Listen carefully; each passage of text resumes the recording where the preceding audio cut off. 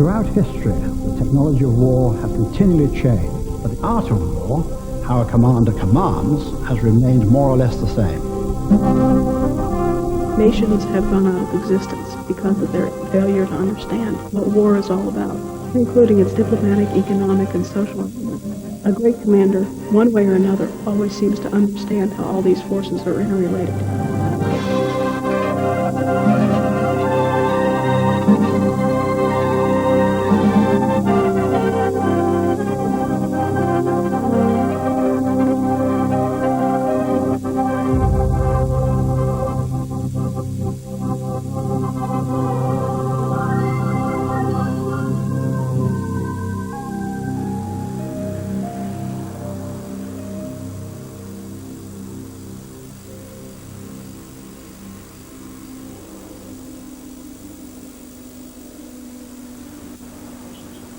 A strip of land on Turkey's Mediterranean coast.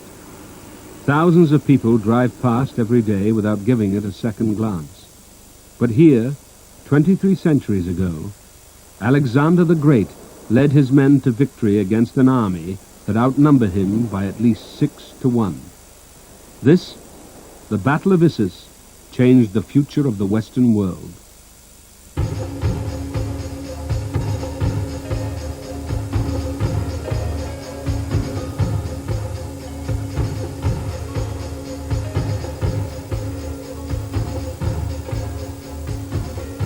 Alexander of Macedonia is perhaps the greatest commander in human history. In little more than a decade, he created a vast empire, stretching from Greece through present-day Turkey, Egypt, the Middle East, Afghanistan, Pakistan, and into India.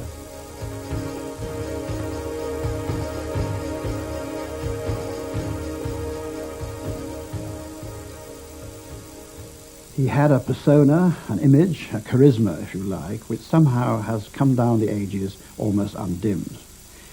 Now, in part, of course, he worked upon this himself. He is undoubtedly a great publicist of his achievements and so forth. The very fact he named so many cities Alexandria around the empire proves that very point, I think. But he has a certain, tremendous romantic quality. And the fact, of course, that he dies so young with so much achieved puts him into a special category.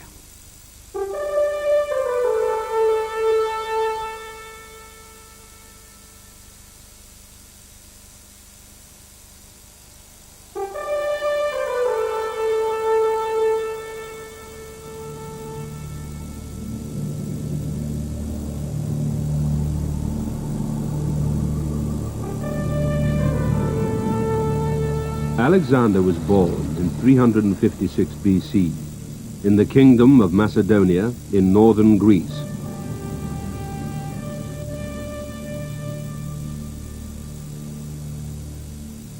His father, Philip, was a man of war whose life was spent conquering new territories and overrunning the city-states of Greece. It was during these turbulent years that Alexander's character was formed.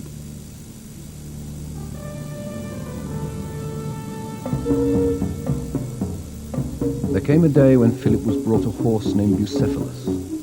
The king and friends went to watch the horse's trial and came to the conclusion that it was wild and quite unmanageable. But Alexander went up to Bucephalus, took hold of his bridle and turned him towards the sun, for he had noticed that the horse was shying at the shape of his own shadow in front of him. Then he vaulted safely onto its back. His father said, "My boy, you must find a kingdom big enough for your ambition. Macedonia is too small for you."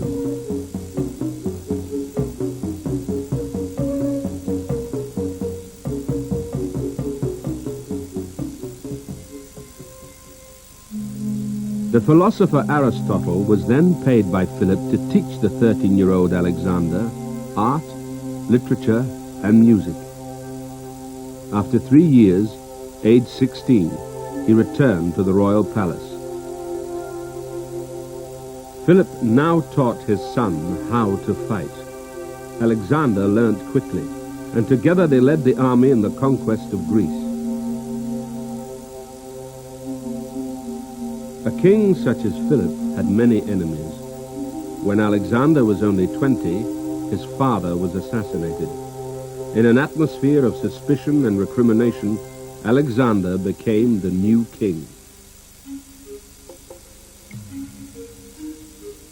He had invincible power of endurance and a keen intellect. He was brave and adventurous and hungry for fame. In arming and equipping troops, he was masterly. Noble indeed was his power of inspiring his men, of filling them with confidence. Doubtless, in the passion of the moment, Alexander sometimes erred. It is true that he took some steps towards pomp and arrogance, for after all, he was young.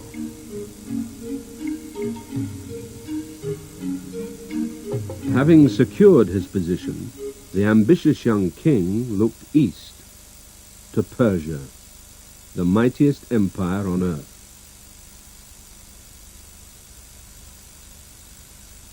After months of preparation, he and his army of 35,000 men set out. You've got the professional soldiers, you've got the royal court, you've also got the wagons raising enormous clouds of dust, you've got the herds of animals being driven along for food, you've got the female hangers-on who attach themselves to this increasingly successful army, you've got the merchants, the traders, trying to cash in on this great economic opportunity. You've got a diverse assembly of intellectuals, experts, who are also cashing in on the gravy train. You've got the people who are measuring the roads along which they're marching. You've got an official historian. You've got poets. You've got people interested in botany who will record the various new species of plants that they come across. You've got geographers.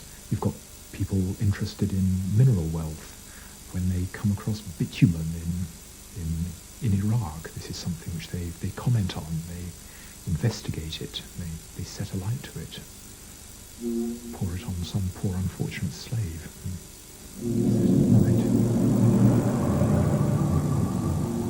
When he was at leisure, his first act after rising was to sacrifice to the gods, after which he had breakfast. The rest of the day would be spent in hunting or administering justice, planning military affairs, or reading. And although at other times his company was delightful and his manner full of charm beyond that of any prince of his age, yet when he was drinking, he would sometimes become offensively arrogant, not only give way to boasting, but also be led on by his flatterers.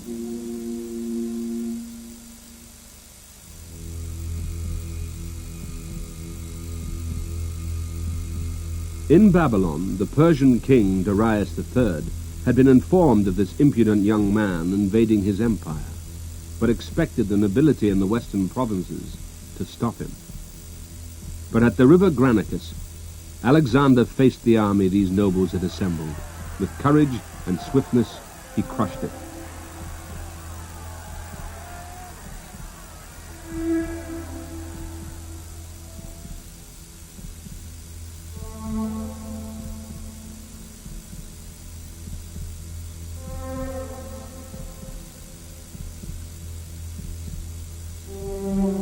But Alexander faced another threat. The powerful Persian fleet could easily invade Greece and Macedonia in his absence. He had to destroy it. As his own navy was no match for the enemy, he fought on land. By occupying key ports, he cut off the fleet's supplies and neutralized its power. Alexander was now free to head inland and seek out Darius.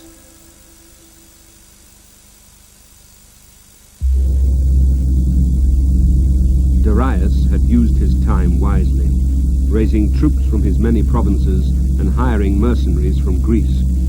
A huge force of up to 200,000 men gathered at Babylon. Since the future of his throne was at stake, Darius decided to lead the army personally. The Persian king, accompanied by his wife, mother, children, and harem, set out from Babylon to confront the young Macedonian.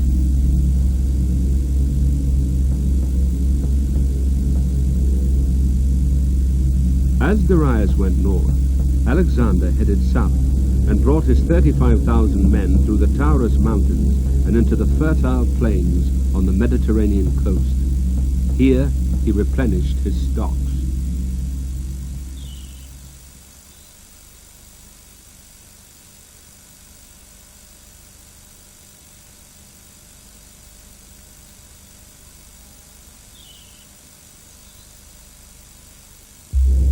Having approached each other at the northeastern corner of the Mediterranean, the two armies set up camp either side of the Amanus Mountains.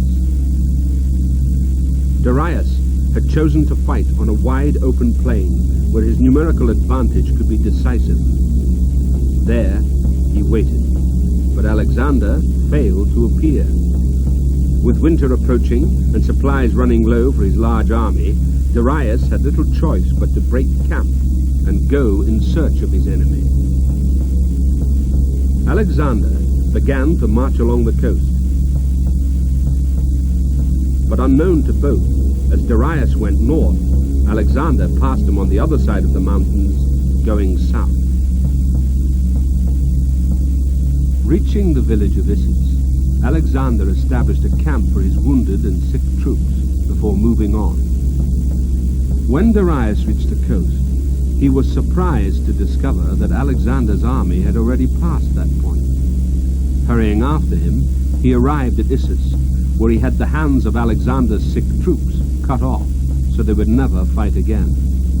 Then he continued south, until stopping on the northern bank of the river Panaris. Alexander was amazed when informed that the Persians were only a day's march behind him. But unperturbed, he simply turned his army around. Alexander's moves and decisions before the Battle of Issus show him emerging as a great commander. First of all, is his total determination to force a major battle as the only way in which he is going to get the results he requires in a particular campaign, and even though he is facing, of course, a much larger opponent. But also a point before the Battle of Issus I particularly admire is the way in which he was not thrown by the sudden arrival of totally unexpected intelligence to the effect that Darius and his army was behind him rather than in front of him.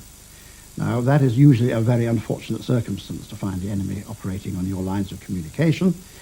Alexander, though, is a kind of man who welcomed this opportunity and immediately set about to make the most of the changed situation. From dawn the next day, Alexander marched until he could see his formidable opposition on the horizon. He was outnumbered 6-1, perhaps more. Darius had raised a huge force of approximately 10,000 cavalry and 200,000 infantry. Alexander had over 5,000 cavalry, but only 30,000 infantry. He was nevertheless sure that before the day was out, his opponent's army would have been destroyed.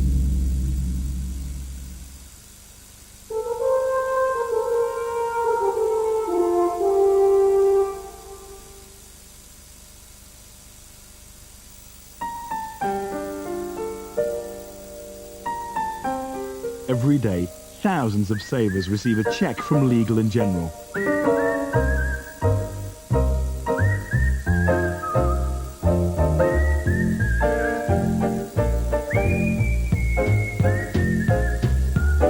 This ray of sunshine was brought to you by the big company with the umbrella.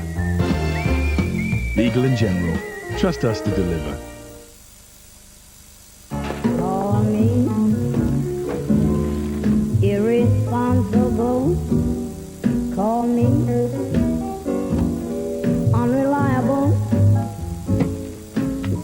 Ooh, go on and call me.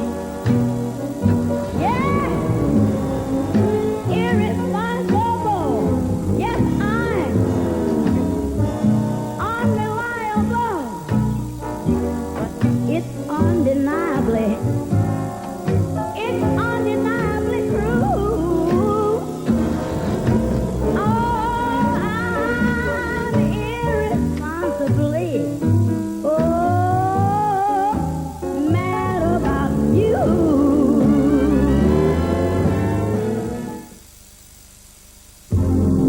He's out there again with his Black & Decker random orbit sander. He says it can tackle the rough jobs, can rip through wood, even metal. Apparently his random orbit sander has dust extraction, can get into tight curves and corners, and go on to give the smoothest finish.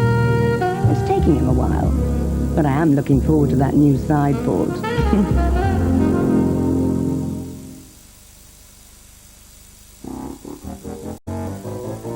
If you're concerned with what's going on in the world outside, there's a magazine that takes a long, hard look at nature on TV. Are you the RT type? How can you get all the goodness of Quaker Oats in just 3.5 minutes? In a microwave. Quaker, outstandingly good for you. After 100 years, you can now enjoy John Smith's Draft in a can. It's got a widget for that just served by the landlord taste. So? Oh, I'm not doing this.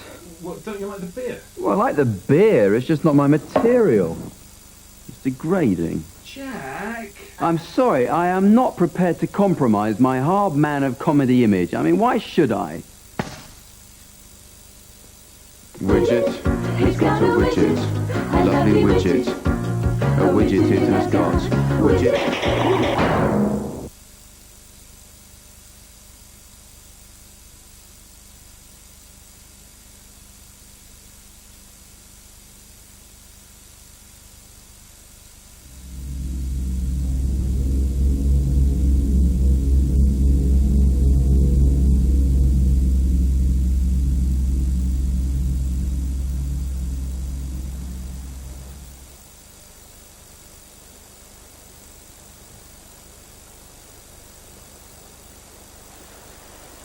The Battle of Issus changed the course of history. Along this stretch of river, how was Alexander able to defeat a force so much larger than his own?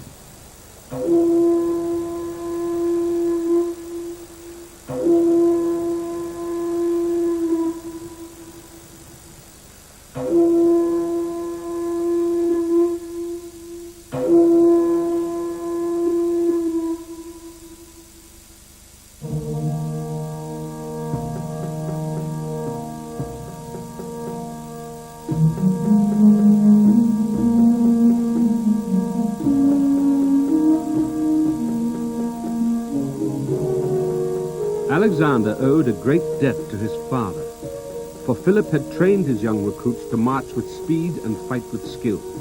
He created a year-round professional army without equal.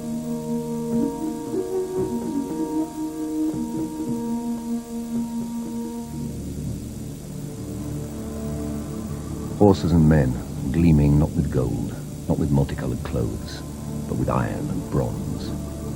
It was an army ready to stand its ground and follow its leader, and not overloaded with numbers and baggage.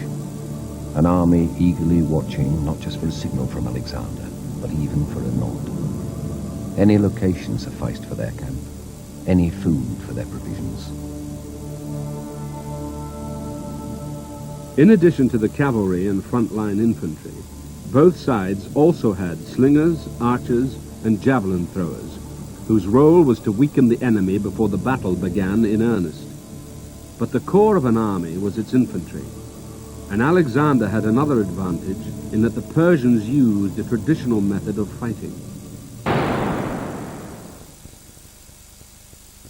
It's strictly speaking a very defensive system, where you've got heavily armed infantrymen, armed with a spear and a round shield, and they stand shoulder to shoulder and they fight using the spear overhand, fighting between the darts that are left between the round shields. It's very much a defensive formation. The Macedonians had developed an entirely different type of formation, which was essentially aggressive. The soldiers were armed with a very, very long pike, 20 feet long, which they held in two hands, underarm, and because of the length of the pike, the points of the first 5 rows of spears all stuck out of the front of the phalanx. And when they charged, the other side had to get beyond 15 feet of points before they could actually reach the first person in the phalanx. And the phalanx literally ran across them and ran them down like a tank.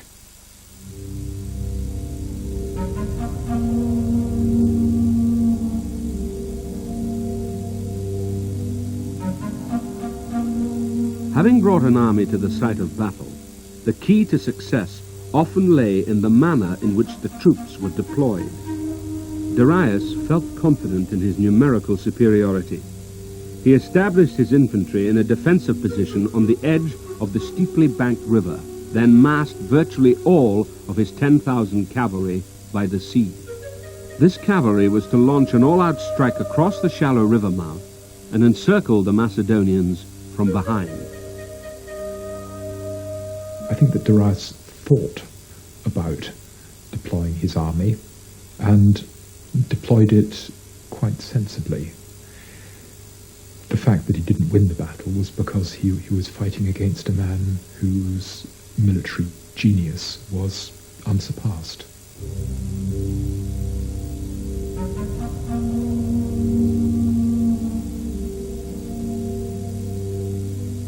Alexander now deployed his army. Despite being outnumbered, the narrowness of the plain, only 2 miles from mountains to sea, allowed him to form an unbroken line of troops along the entire length of the river. Alexander had seen where Darius intended to attack and encircle him, and so he sent as much cavalry as possible to strengthen that wing and hold off the Persians. But to win the battle, he'd have to launch a successful attack of his own.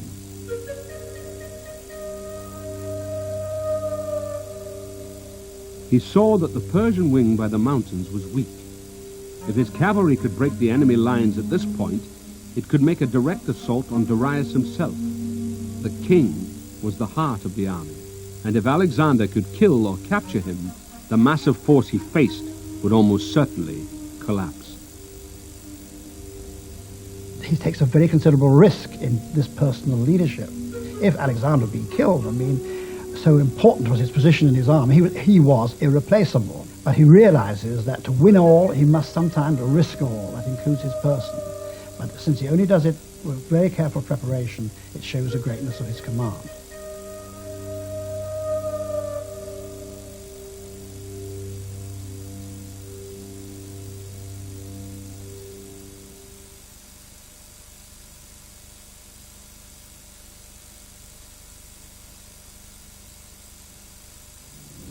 There are things generally regarded as rather unimportant, but which are appreciated by soldiers. The fact that he exercised with his men, that he made his appearance little different from an ordinary citizen's, that he had the energy of a soldier. These characteristics, whether they were natural or consciously cultivated, had made him, in the eyes of his men, as much an object of affection as of awe.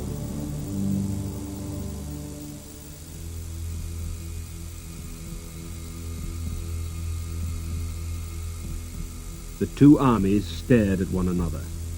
The fields were crammed with men who had walked for weeks through strange lands to face an unknown enemy. Now they prepared to fight each other. Many battles, then and now, are won or lost before they begin. Troops have to be willing to fight, and if necessary, die. Many were scared, soiled with fear. It was the commander and his officers who had to encourage them.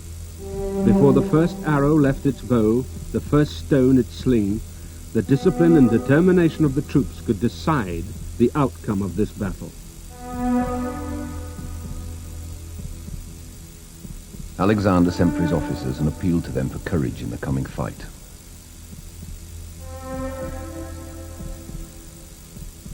Remember, he said, to preserve discipline in the hour of danger, to advance in utter silence, and when the moment comes, to roar out and put the fear of God into the enemy's hearts.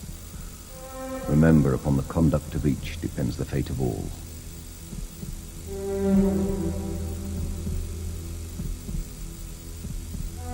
Our enemies are men who for centuries have lived soft and luxurious lives. We of Macedonia have trained in the hard school of danger and war. And what of the two men in supreme command? They have Darius. You have Alexander.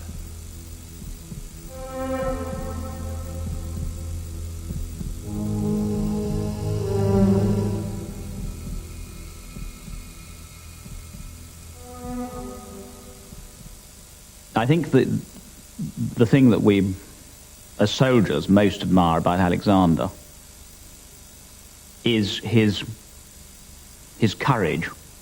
And I don't just mean by that his physical courage, but his physical and his moral courage. He was a very brave man. He was wounded by almost every weapon of war that was available at that time. He quite literally led from the front. He was the first over the wall in his assaults on cities. He endured by a deliberate act of will all the hardships which his soldiers endured. He would pour away his water if he knew his soldiers had no water themselves. So he was physically a very tough, very driven and a very courageous man. Success had bred in him both a fearlessness and the belief that he was divinely blessed. He sought glory in battle, for he was convinced that in glory lay immortality.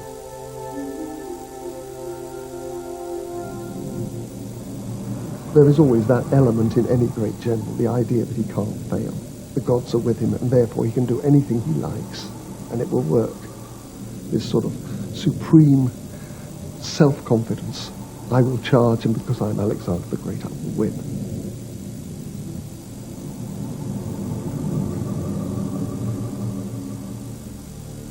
Alexander faced the biggest challenge of his life. From his position on the right wing at the head of his elite cavalry, he looked down the ranks of his army.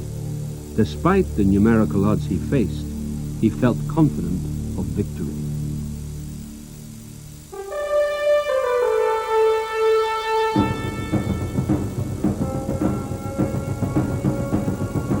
Suddenly the battle began. Alexander launched his attack. The Persian archers and infantry buckled in the face of his fierce onslaught. At the same time, Darius's mass of cavalry by the sea launched their assault. But Alexander had sent enough reinforcements to prevent that wing from breaking. As the cavalries had engaged, the Macedonian phalanx had begun its attempt to cross the shallow river. The banks and water were serious obstacles.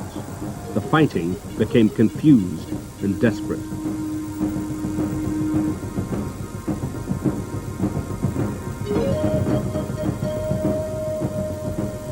The blood really flowed, for the two lines were so closely interlocked that they were striking each other's weapons with their own and driving their blades into their opponents' faces. It was now impossible for the timid or the cowardly to remain inactive. Foot against foot, they were virtually engaging in single combat, standing in the same spot until they could make further room for themselves by winning their fight. Only by bringing down his opponent could each man advance. But exhausted as they were continually being met by a fresh adversary, and the wounded could not retire from the battle as on other occasions, because the enemy were bearing down on them in front, while their own men were pushing from behind. Alexander, having smashed the Persian wing by the hills, turned towards Darius.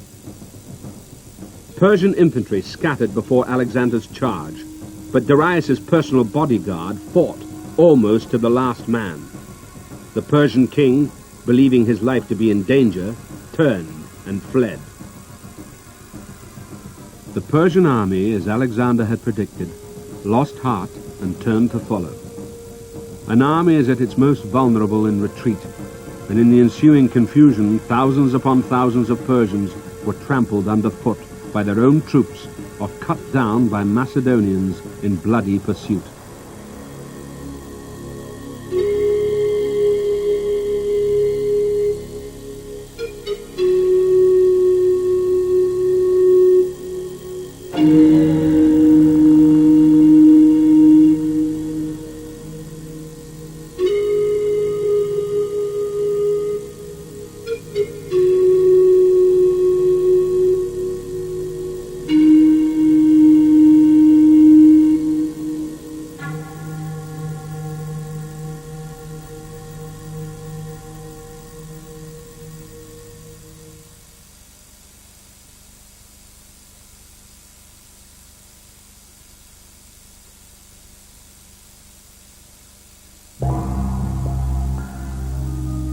Darius's tent, which was full of many treasures, luxurious furniture, and lavishly dressed servants, had been set aside for Alexander himself.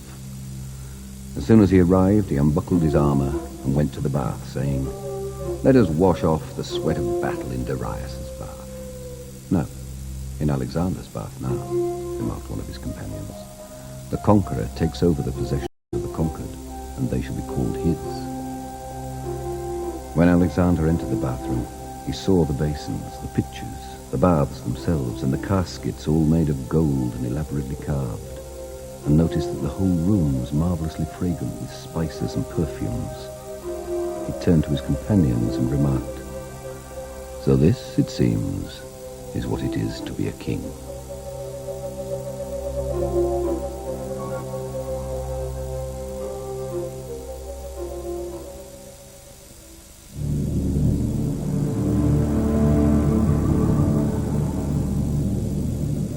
By order of Alexander, all the dead were buried with their arms and equipment on the day after the battle, and their parents and children in Macedonia were granted immunity from local taxes.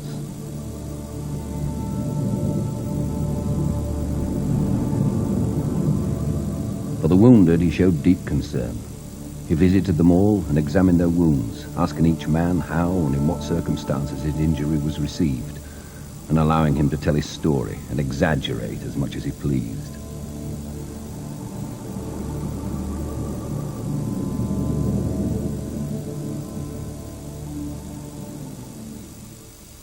Among the prisoners were Darius's mother, wife, and children. They expected to be raped and killed, but Alexander informed them that, on the contrary, they would receive the respect due to royalty.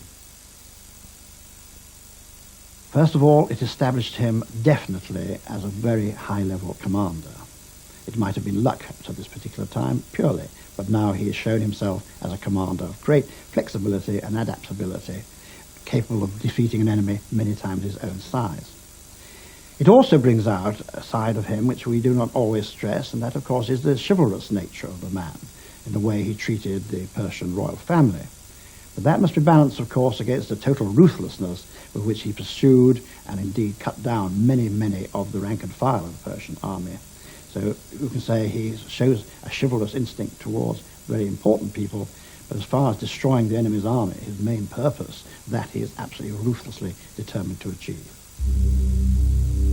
From a safe distance, Darius sent a message offering all of his empire west of the river Euphrates in return for peace.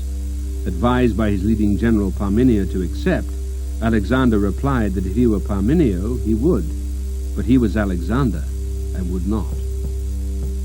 Instead, he methodically continued down the coast to finish off the Persian fleet by capturing their remaining Mediterranean ports. No city successfully resisted him. His opponents, unless they were politically valuable, were either crucified or sold into slavery. In northern Egypt, at the mouth of the Nile, he established a new port, Alexandria.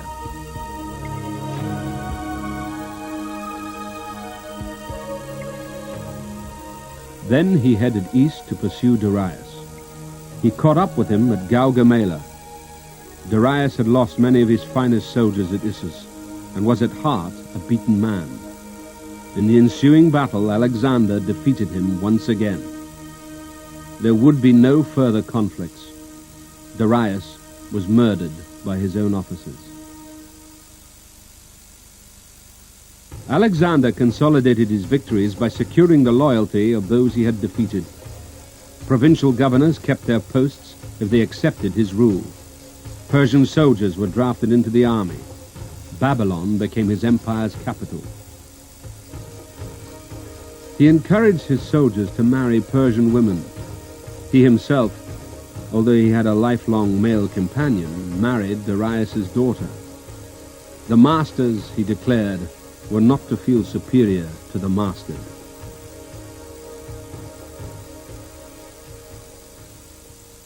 In contrast to previous Greeks, whose attitude towards the Persians was one of contempt, Alexander showed considerable respect for them. He respected the royal women whom he captured at Issus, treating them with great chivalry so that they adored him for the rest of their lives. Darius' mother committed suicide after Alexander's death. But equally, more importantly, he exploited the Persian men whom he increasingly captured. He got them onto his side. He got the Persian nobility who could administer provinces onto his side. And through the nobility, he would get the lesser nobility. He would get the rank and file of the cavalry, of the Persian infantry onto his side, so that he could use them to control Persia in his own interests. Alexander was not content with Darius' empire. He was still only in his 20s and thirsted after further exploration and conquest. His teacher Aristotle had taught Alexander that the world extended from Europe to India. His ambition would not be satisfied until all this known world was under his control. For the next 5 years, he led his men ever further east, fighting as much against nature as the guerrilla warfare of hostile tribes. Every challenge was met with innovation and tenacity. Mountain strongholds were scaled using ropes. Rivers were crossed on inflated animal skins. Nothing and no one could defeat him.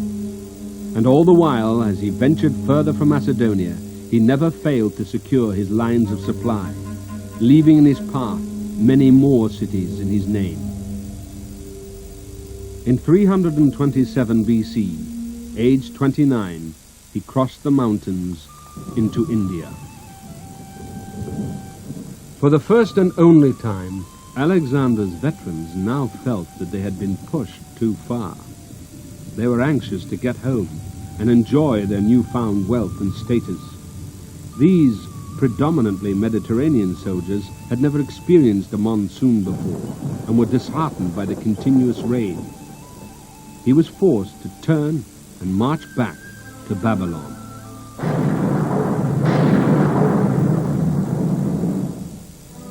Still restless, he began to plan new campaigns in Arabia and North Africa. But in June 323 BC, aged only 32, weakened by wounds, fever, possibly even poisoned, he suddenly died.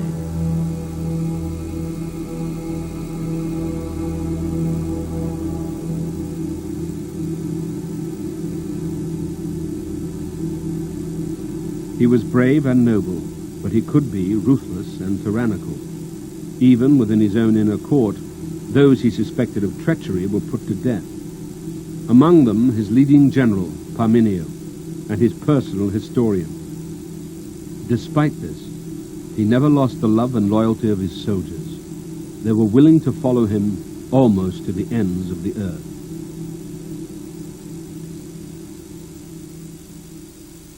It's interesting how many later commanders regard Alexander as the great example in which they try to model themselves. Julius Caesar, for example, in particular. I wonder why that was. Well, in my opinion, first of all, it was the sheer size of his achievement. This huge empire carved out from a very small army all the way from Macedonia and Greece to the northwestern areas of India. It is simply a boggling concept. You only have to look at the map to see that. And secondly, I'm sure future commanders were fascinated by how young he was when he achieved all these great affairs. Caesar, I remember, bemoaned the fact that he was only beginning at 40 to have a chance to make a mark upon his times, whereas, of course, Alexander was dead before he was 33. After his death, Alexander's empire collapsed, but his legacy proved more durable. His conquests had opened the East to a flood of Western and Greek influence, and the contact between cultures was to have a lasting effect on European and Asian civilization. While Alexander's faults have been largely forgotten, his extraordinary achievements have made him a figure of legend. For over 2,000 years, he has remained the first and foremost of the great commanders.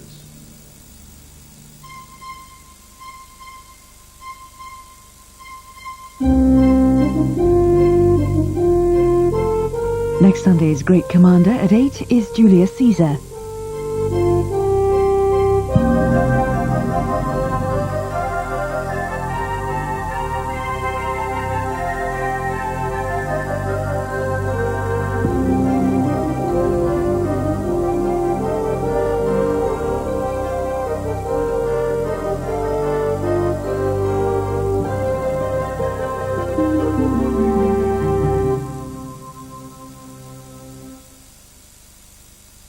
A Channel 4 book called The Great Commanders by Phil Grabsky with a foreword by David Chandler is out now in most bookshops.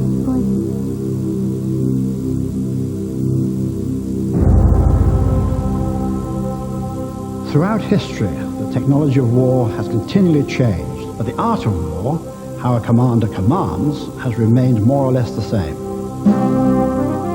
Nations have gone out of existence because of their failure to understand what war is all about, including its diplomatic, economic, and social elements. A great commander, one way or another, always seems to understand how all these forces are interrelated.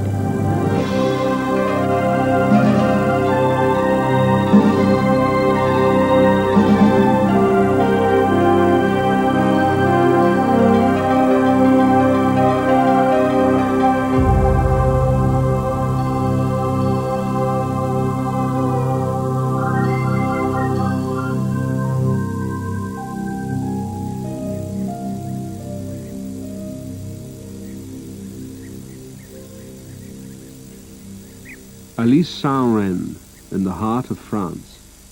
This small town was once the site of the stronghold of Alesia. It was here in the year 52 BC that Julius Caesar fought the decisive battle in his campaign to conquer Gaul. Surrounded and outnumbered by two armies, Caesar successfully achieved one of the most remarkable victories in history.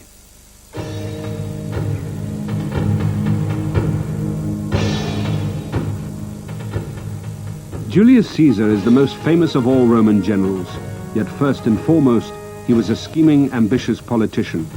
He led Rome's armies only so that he could lead Rome. His conquests of Gaul and then of the Roman state itself changed the face of Western civilization.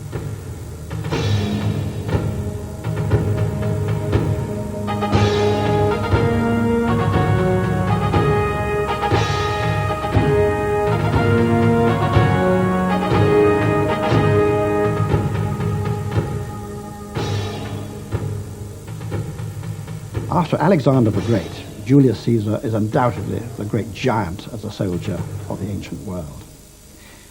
He was considerably older than some generals by the time he got his opportunity. He was in his mid-40s, which in his times was getting on quite a lot in terms of age. He had in fact first served in a very junior capacity at the age of 19, but he'd never come to anything like a command position. But we have here in Caesar a general who is not only a great fighting man, but also a great historian, of course. His histories of the Gallic Wars and of the Civil Wars are models of the writing of military history, which to this day have a great influence. But here we have a man, very, very sophisticated in mind, whose main interest is really political rather than military. He is trying to build up a reputation through feat of arms which will enable him to dominate the Roman political scene.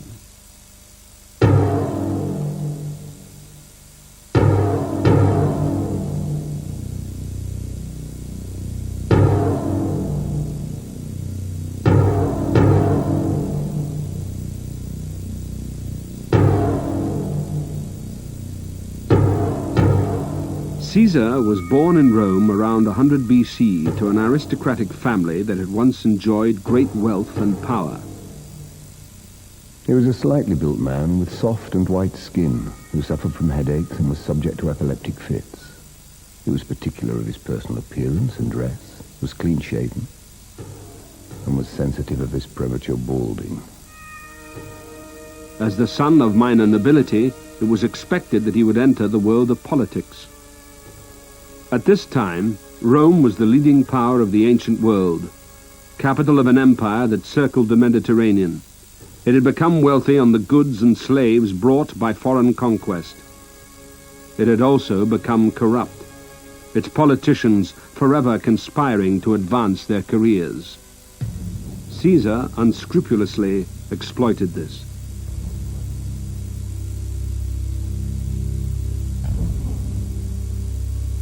A realist to his fingertips, not led astray by ideals and ideologies.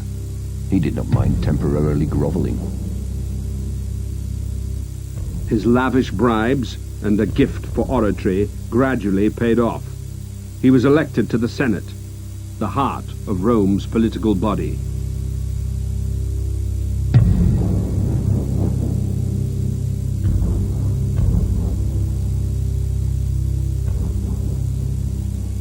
His ambitions went further than just the Senate. Through careful alliance with Crassus, Rome's wealthiest man, and Pompey, its leading general, he became, in 59 BC, aged 41, consul, one of Rome's 2 annual leaders.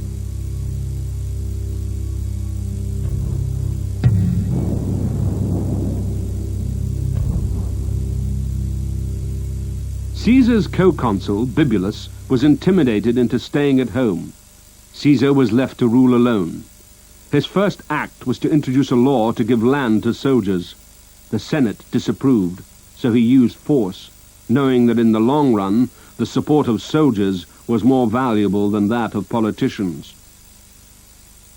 By the end of his year in office, having threatened and bullied his opponents, there were many in the Senate determined that Caesar should stand trial not only for abuse of power, but also theft. They claimed he had replaced the treasury's gold bars with fakes.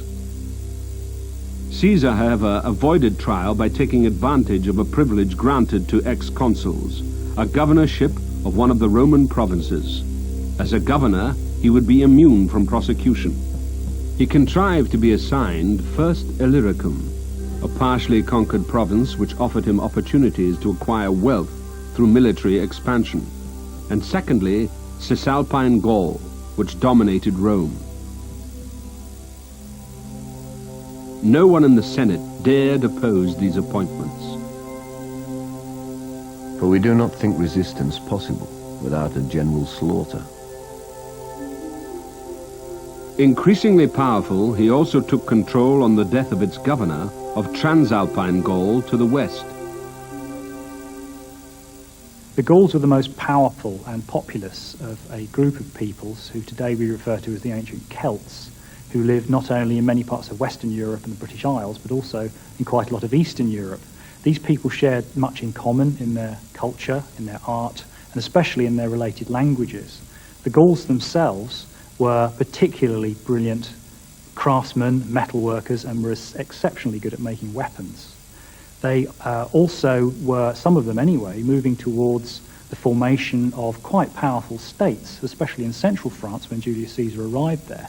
They were already constructing what we can only really describe as cities.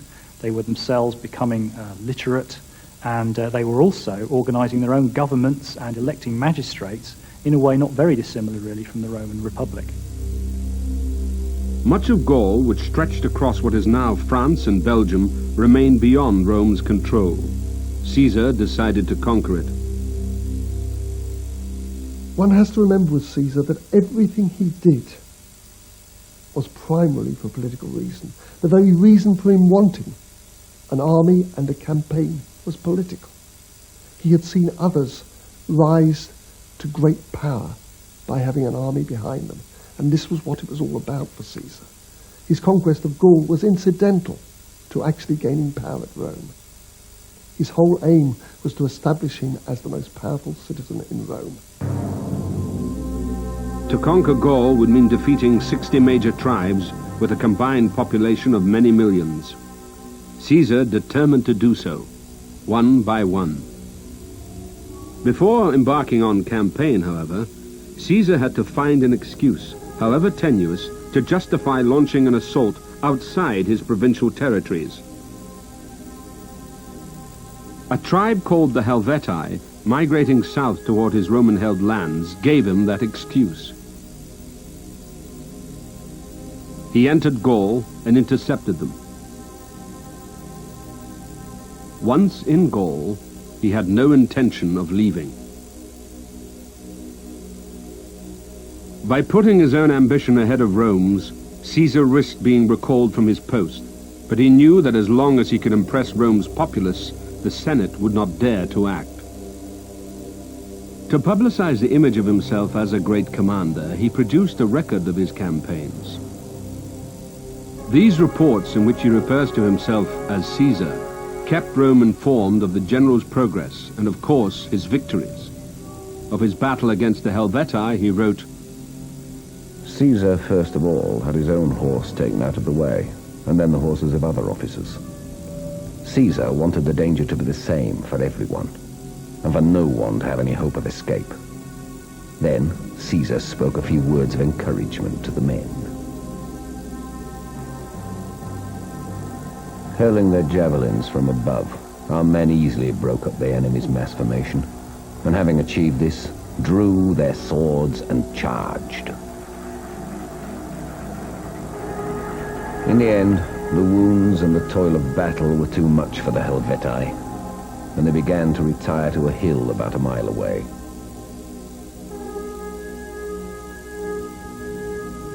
Caesar then turned his attention to securing what would be his eastern border along the river Rhine. He pushed back the German tribes, previously Rome's allies, who had their own ambitions towards Gaul.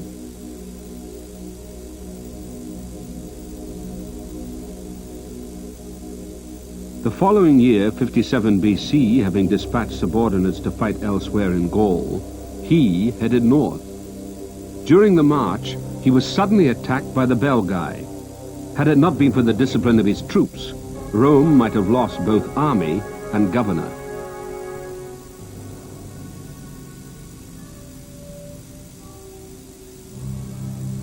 Rome heard only of his successes, and his reputation grew. After wintering near the borders of Italy to keep informed of political developments, Caesar continued on his quest to subdue Gaul. In 56 BC, he defeated important maritime tribes on the western Atlantic coast. Then the following year, he returned to secure the eastern border on the Rhine. In 55 and then 54 BC, he became the first Roman general to raid Britain. In military terms, the raids were almost disasters, but once again, Rome was impressed by what it heard of his achievements. In Gaul, however, his brutal repression of the population earned him little admiration. In 52 BC, he faced a new challenge. Under the leadership of a prince called Vercingetorix, an alliance of Gallic tribes decided to expel, once and for all, the Roman invaders. Vercingetorix knew that Caesar's strategy was dependent on keeping Roman supply routes open. And Vercingetorix told his men, "We must strive by every means to prevent the Romans from obtaining forage and supplies. This will be easy, since we are strong in cavalry and the season is in our favor. Along the enemy's line of march, we must burn all the villages and farms within the radius that their forages can cover. The Romans will either succumb to starvation or have to expose themselves to serious risk by going far from their camp." This policy was only partly successful, and both generals realized that the outcome would have to be decided by direct confrontation.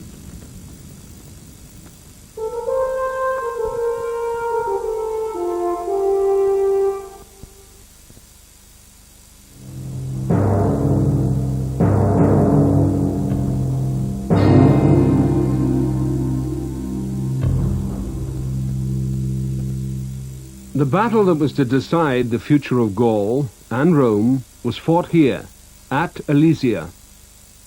Caesar would be massively outnumbered, simultaneously confronting two armies from both sides.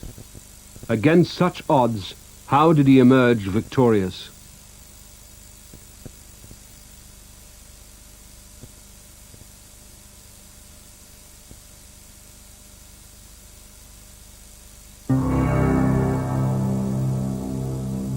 Whatever the sacrifice involved, his determination to rule Gaul and one day Rome never wavered.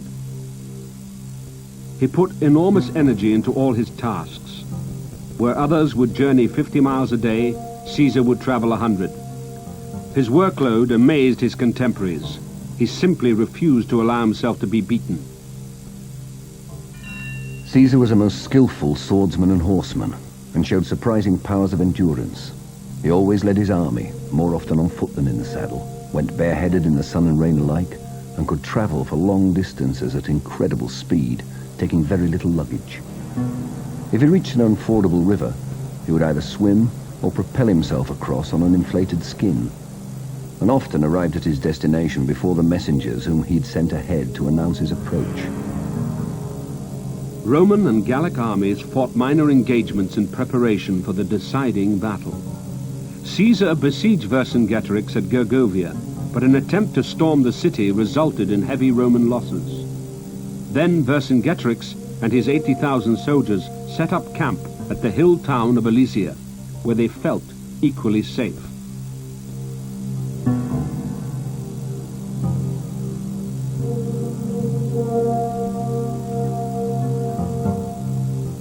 When Caesar arrived in the valley below, he saw why.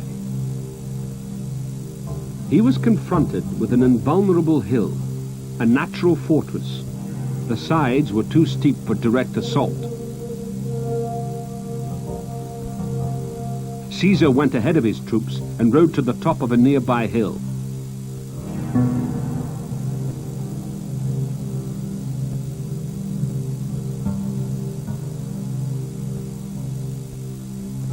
He looked at his foe, established around and behind the town opposite. He had two choices, to retreat or lay siege.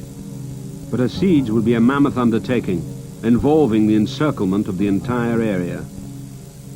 The determination to succeed made the decision for him.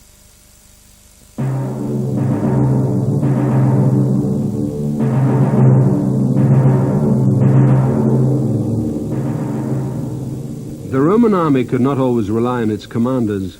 Many were primarily politicians, and their appointment as generals was no guarantee of expertise in war. Caesar himself, in charge of 70,000 troops, had relatively little experience of command before invading Gaul. But he was fortunate in being able to rely on an army whose discipline and fighting ability, as well as its skill at fortification and engineering, were without comparison. We are now in the period of the sophisticated military machine. By that I mean, of course, the Roman legion, which is by far the most sophisticated organization for fighting wars that had been seen to date, and indeed would not be really rivaled until the times of Napoleon and his army corps system, many centuries ahead. The great advantages of the legion were its flexibility. It was a miniature army, something like 7,000 men, the average legion is supposed to have been, but it had its own infantry, which was the basis, its own cavalry, its own artillery in the terms of that period, of course, and it had its own staff, its own direction. Now, because of its innate strength, so we say, it was able, the Roman military machine, that is to say, to make up any deficiencies in its generalship of the highest command. They were so good.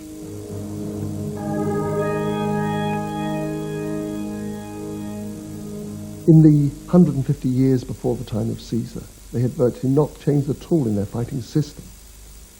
They are unique as an army in that the individual soldier fought with a sword. Now that makes him unique, and it wasn't even a slashing sword, it was a thrusting sword used underarm like this. And he fought at very, very close range, eyeball to eyeball. It fitted the Italian characteristics very, very much. The Italians have this, or the Italians in Roman times have this infinite capacity for hard work. They had a tremendous resilience. They could suffer a defeat and still recover and fight back.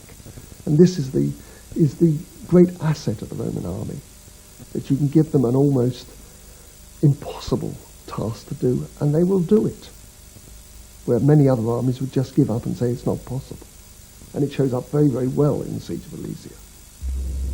If Caesar could defeat Vercingetorix, Gaul would finally be his. It was a daunting challenge, but with his army, he was sure it could be done. First, he spread his troops in 8 main bases around the hill. Vercingetorix, whose army would face starvation if he allowed himself to be encircled, launched a preemptive cavalry attack, but it was repulsed. To prevent further cavalry attacks, the Romans dug a deep trench between the rivers on either side of the hill. Then they worked to construct in a matter of days a defensive cordon 11 miles long. As Caesar did not have enough men to defend its entire length, he ordered the installation of deadly obstacles. Behind rows of metal spikes and sharpened stakes designed to cripple men and horses, they dug 2 further trenches, one of them flooded. The earth from the trenches formed a 12-foot wall on which they built a wooden fence dominated by towers. If it worked, it would be at best impenetrable. At worst, it would delay an individual assault long enough for Caesar to send extra troops to repel it.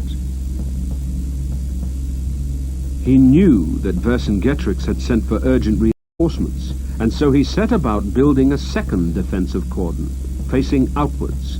This one was an enormous 14 miles long.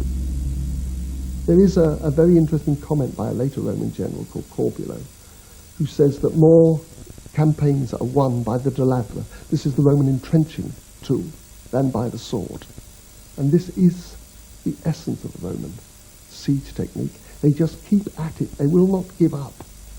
And the enemy often knew that if the Romans had surrounded them, they'd have it, because the Romans would not give up. And many, many sieges were over before they'd even started for this very reason.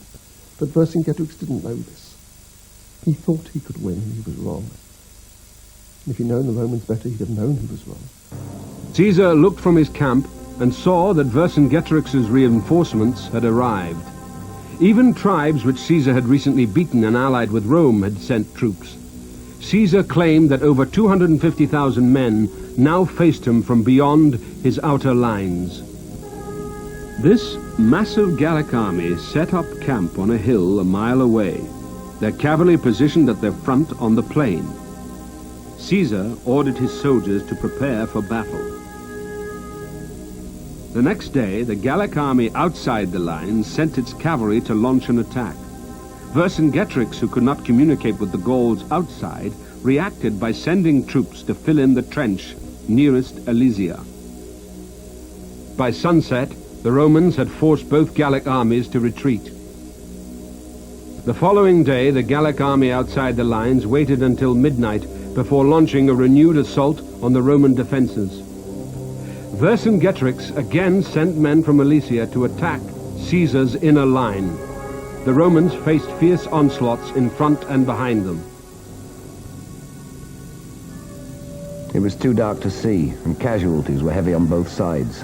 The generals, who had been detailed for the defense of this particular sector, forced the points where they knew the troops were hard-pressed, with men brought up from well behind the fighting line. But Caesar's defenses were effective. Hundreds of Gauls were impaled on the obstacles or killed by javelins and arrows fired from the ramparts.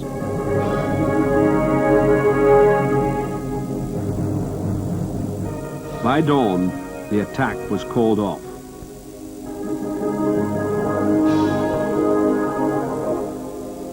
Both Gallic armies were low on supplies and had little choice but to carry on fighting or accept defeat. The Gallic army outside the lines decided to focus its attention on the Roman camp at the foot of a small hill north of Alesia. During the night, tens of thousands of troops were sent around the back of the hill, and the next morning launched a surprise assault. At the same time, some of the army attacked on the plain. Vercingetorix saw what was happening and sent his men to other points of the encirclement to divide and weaken the Roman forces. Caesar was facing an all-out assault. Defeat would mean death.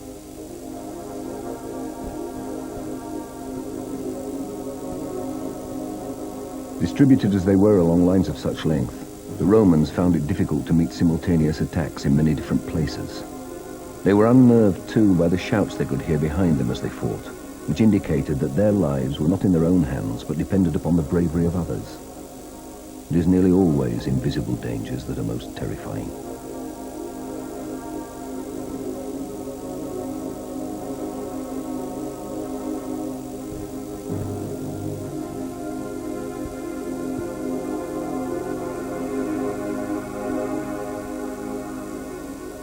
I think we see in Caesar a man who was physically very tough, who endured hardships with his soldiers, who was greatly admired by his soldiers because he set an example to them, and who, rather like the Duke of Wellington, always seemed to manage to be at the right time, at the right place in a battle.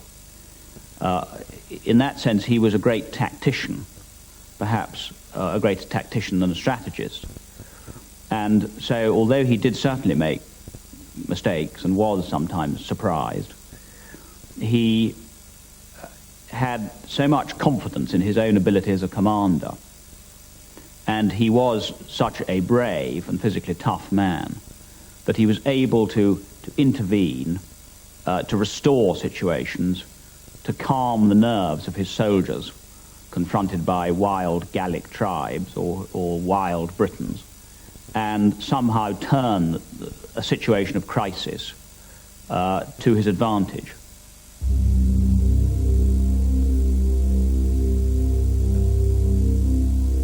The situation was critical.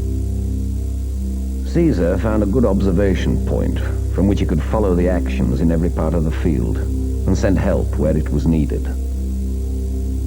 At first, Caesar stayed at his camp, watching the proceedings and dispatching troops. Then he rushed to all parts of the line, encouraging his troops, telling them that all they had previously fought for depended on this day's battle.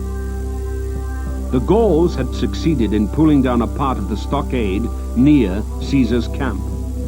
Caesar sent relief troops, then more, and finally rushed to fight in person until the attack was successfully repulsed.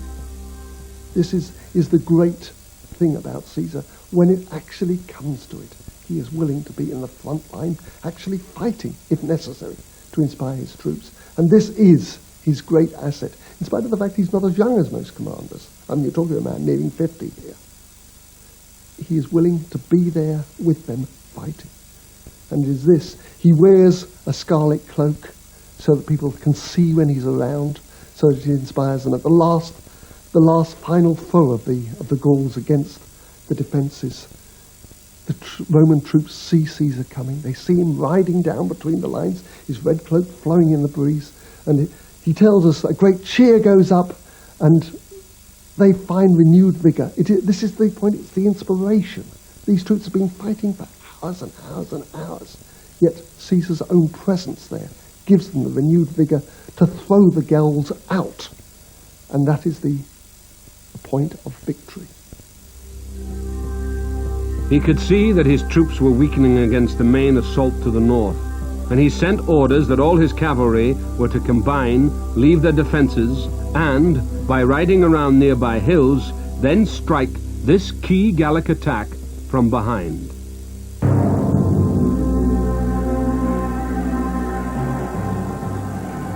Meanwhile, the armies fought on, man to man.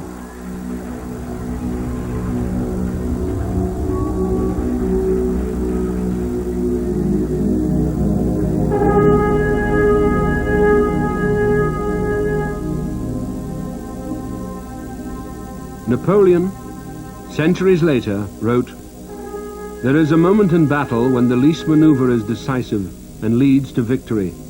It is the one drop of water which makes a cup spill over."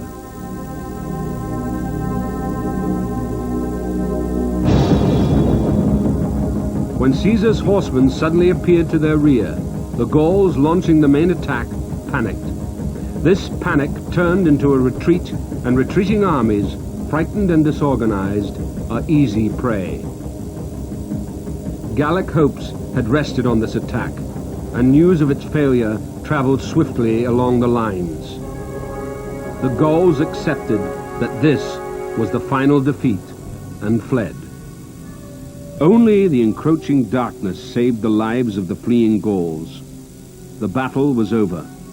Caesar had successfully defended 25 miles of entrenchment and beaten 2 armies, who, combined, had outnumbered him by at least 5 to 1.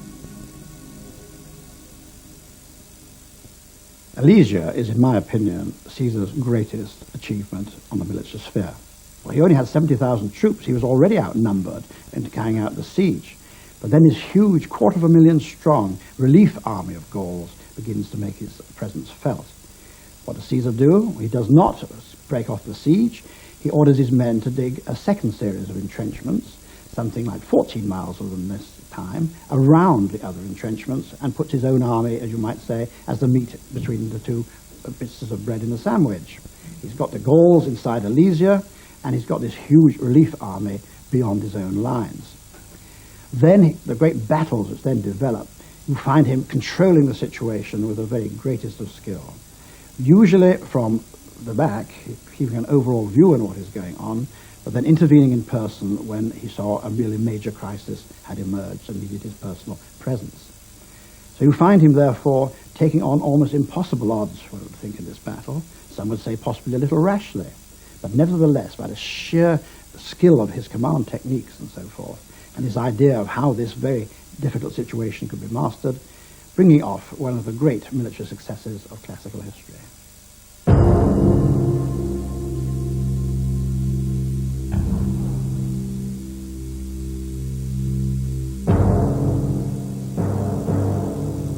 The next day, Vercingetorix surrendered.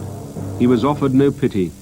Chained up like an animal, he was led off to be paraded through the streets of Rome, where, years later, he was ritually strangled during one of Caesar's triumphant celebrations.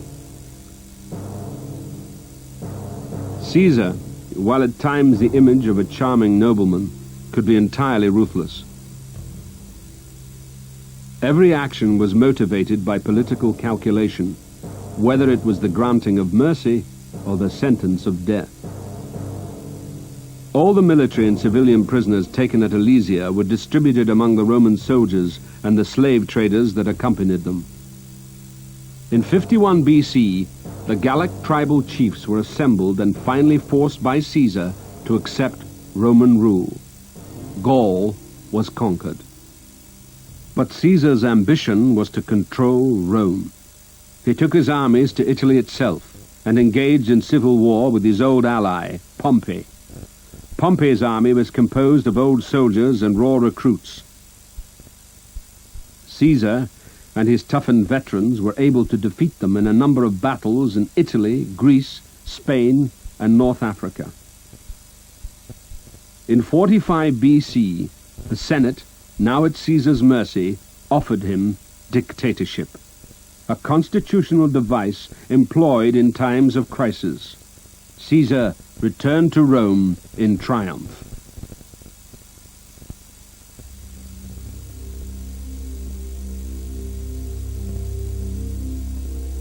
But in the streets and markets of Rome, some refused to rejoice over a destructive civil war. Worse discontent followed as Caesar increasingly assumed the airs of a king, renaming a month July in his honor and bringing his lover, Queen Cleopatra, from Egypt with their son Caesarion. Some of the Senate were feeling increasingly ignored. Rumors spread of plots to kill the mighty Caesar. He knew his life was in danger, but he declined a bodyguard, declaring, "It is better to die once than to live always in fear of death."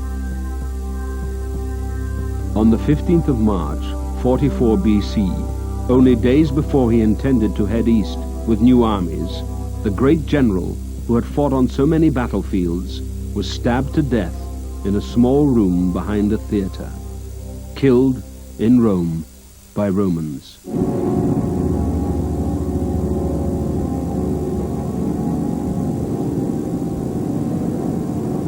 The state was thrown into chaos until Augustus, Caesar's adopted nephew, took power and became the first Roman emperor.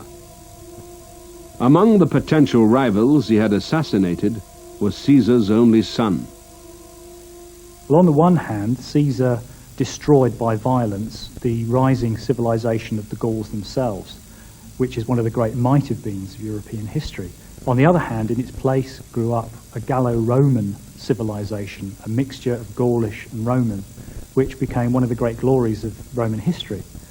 It led to the land of France being dotted with beautiful classical cities and the countryside holding thousands of Roman villas.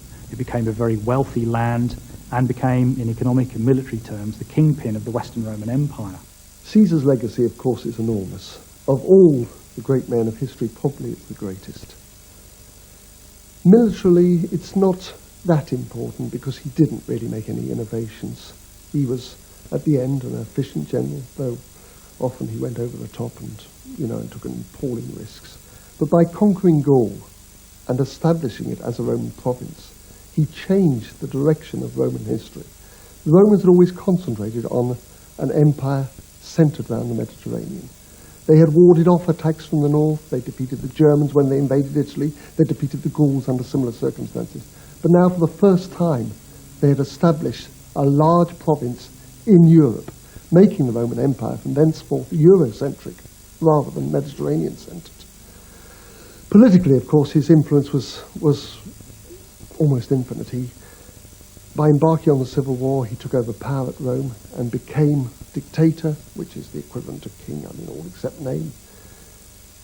Although it involved another civil war before this system of governing by one man could be established, his nephew Augustus managed to continue the system and established a state governed by a single man rather than a republic.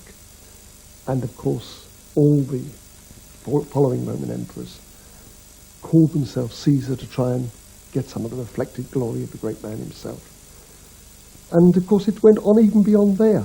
The Kaiser in Germany is of course Caesar, so is the Shah of Persia possibly, and the Tsar of Russia. They're all corruptions of Caesar.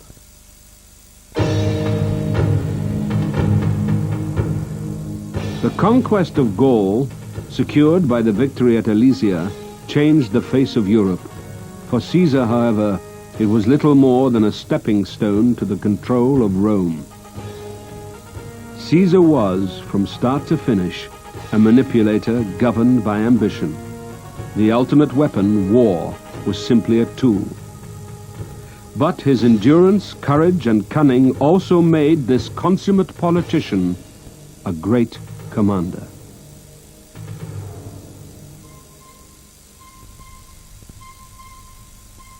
Next week's Great Commander is Napoleon Bonaparte.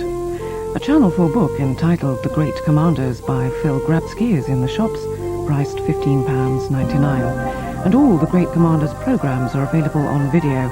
To order, please telephone the free phone service on 0800 55 7733.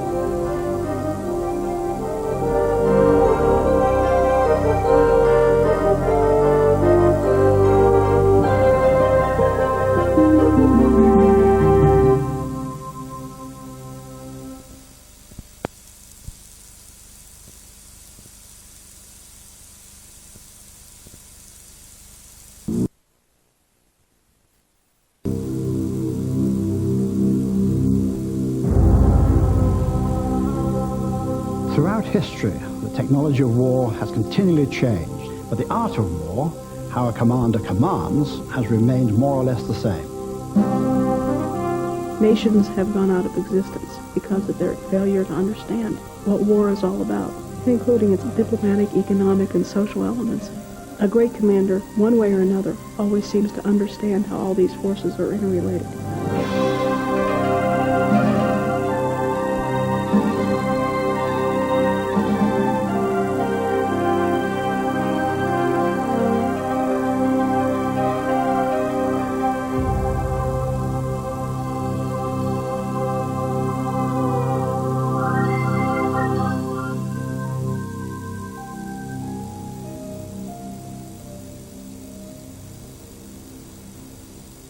In 1805, Napoleon Bonaparte, Emperor of the French, fought perhaps the finest campaign of his life, a campaign that culminated here in the fields near the Czech town of Austerlitz. Outnumbered, by a combined Austrian-Russian army, Napoleon's only hope lay in luring his enemy into a deadly trap.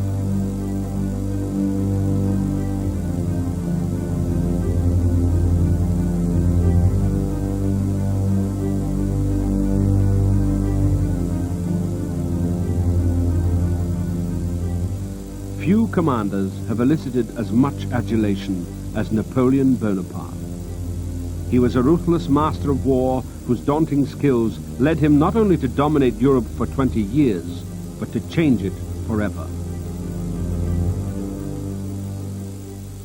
Napoleon is a character of such stature and interest, I think, that it is very difficult for anybody not to feel a certain amount of fascination for him. Here we have a young man of relatively humble origins who emerges as the greatest captain of modern history, second only probably to Alexander the Great in all recorded history. And the way in which his story is won from very humble origins, therefore, to have great peaks of achievement, an emperor no less, and then, of course, the complete collapse, ultimately. It's a real rags to riches to rags story.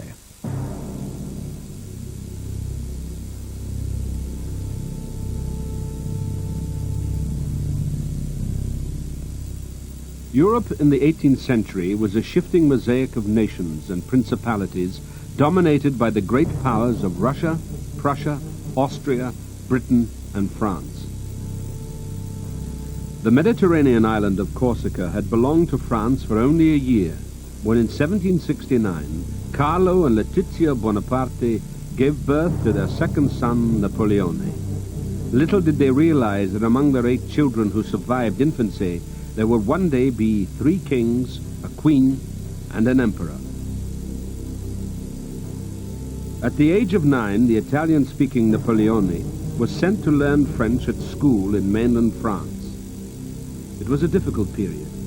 Short for his age and with a foreign-sounding accent, Napoleon was constantly bullied. But he was a determined young man and did not allow this to prevent him from graduating to military school in Paris. From there, he joined the artillery and settled into a period of intense study.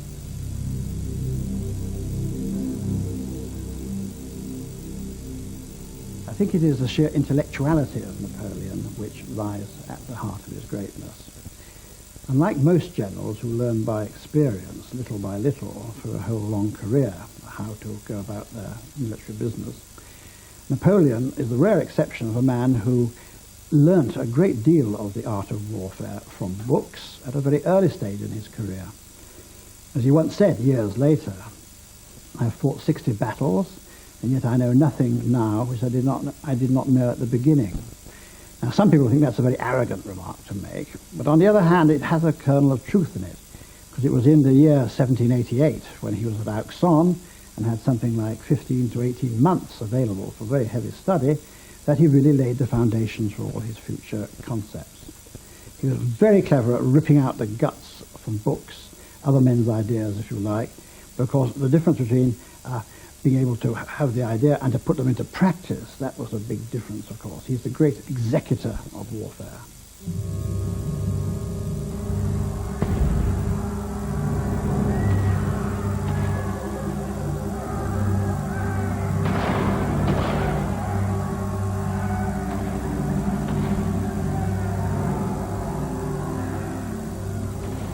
In 1789, when Napoleon was 20, France was shaken by revolution. The monarchy was overthrown, and much of the existing officer class went with it. But the newly born republic was soon to be at war with most of Europe.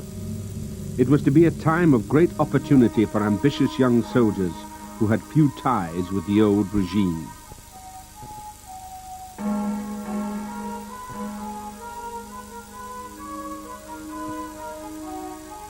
Napoleon's chance came when he pushed his way to the position of artillery commander at the siege of the monarchist port of Toulon. His inspired use of the guns and his courage during the assault made him the hero of the successful siege, and at 24 he was promoted to the rank of general. By the age of 26, he had been given command of the French army in Italy. Revolutionary France's 5-year war with the other great European powers had reached stalemate. The French army, fighting the Austrians for control of Italy, was a ragged, hungry, ill-equipped and thoroughly dispirited body of men. Napoleon, however, was able to fire them with new enthusiasm. Soldiers, you are naked, badly fed. Rich provinces and great towns will be in your power, and in them you will find honor, glory, wealth. Soldiers of Italy, will you be wanting in courage and steadfastness? In Italy, Napoleon showed that through maneuver and rapid marches, he could overcome the superior numbers on the enemy's side. And he beat antiquated generals and old men who lacked his energy. It's really a new kind of war. War which harnesses nationalism and in which maneuver is more important almost than fighting.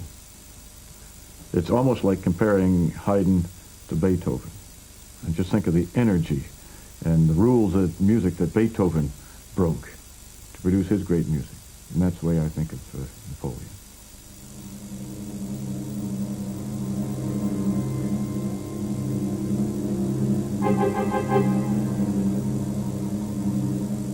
By 1799, France had fallen further into turmoil. Napoleon, his great popularity undiminished, took part in a dramatic coup which brought him to political power.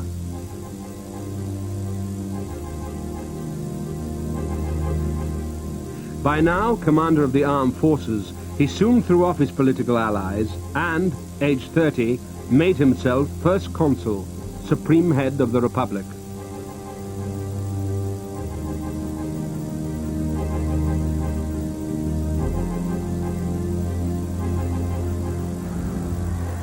By 1800, Napoleon's armies had again defeated Austria.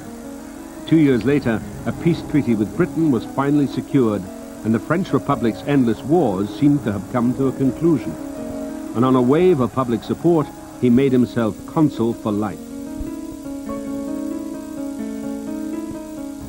Night and day he worked to reform and improve state administration, trade, law, education, and religion. In doing so, he created a nation capable of supporting his military ambitions. A new constitution allowed him to appoint generals, judges, and ministers. France was in his power. In December 1804, with great ceremony, Napoleon crowned himself Emperor of the French.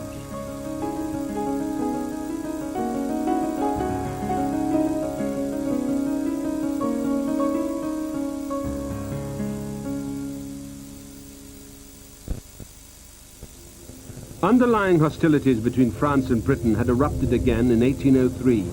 Napoleon massed his armies on the Channel coast, intending to invade. The British, meanwhile, had persuaded the Austrian and Russian emperors to also declare war on France. Facing a coalition that could destroy him, Napoleon began work on the campaign that would lead him to Austerlitz.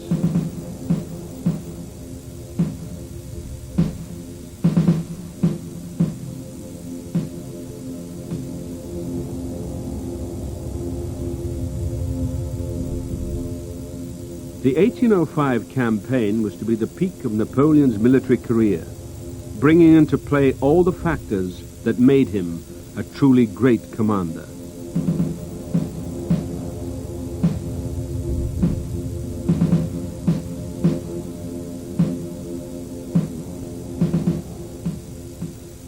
The Revolutionary Wars had created a nation at arms. All Frenchmen are permanently requisitioned for service into the armies. Young men will go forth into battle, married men will forge weapons and transport munitions, women will make tents and clothing and serve in the hospitals, children will make lint from old linen, and old men will be brought to the public square to arouse the courage of the soldiers while preaching the unity of the Republic. Napoleon refined this new military force and renamed it La Grande Armée, the Great Army. He organized it into self-contained corps, miniature armies capable of fighting alone if necessary, but never more than a day's march apart. The size of each corps varied from 10,000 to 40,000, depending on its role and Napoleon's confidence in its commander. He had a mind for detail that blows the imagination. Every 2 weeks he read the muster rolls for an army of, 800,000 men. There are letters in his correspondence where he'd go back raising a question. There's a discrepancy between the most recent rolls and the one before. Could you explain that? Once he commissioned or sent some engineer officers to make a study of all the guns in position on the English Channel. And when they came back with their report, he looked at it and said, you may have forgotten that 4-gun battery behind the sand dune. I forget which town it was. The amazing thing to me about Napoleon is he could master detail without wallowing around in it. He made detail work for him. He never let it overcome him. In that sense, he was a genius. Napoleon knew that above all, his success depended on the loyalty of his men. A general's principal talent consists in knowing the mentality of the soldier and gaining his confidence.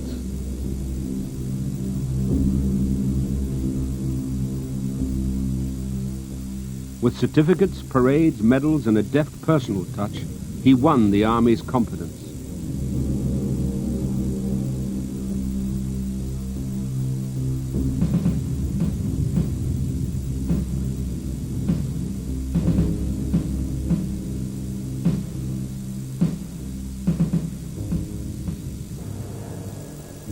By the autumn of 1805, Napoleon was with his army at Boulogne, still intending to invade Britain, when informed by his network of spies that the Austrians and the Russians were both moving against him, Napoleon abandoned his invasion plans. He then ordered 210,000 men to march towards the river Danube and intercept the Austrians coming towards him.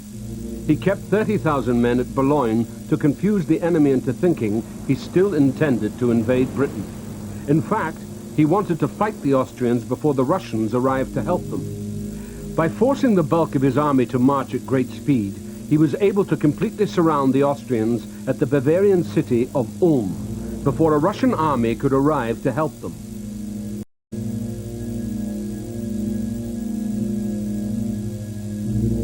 The Austrian General Mack was completely taken by surprise and was forced to surrender 60,000 troops.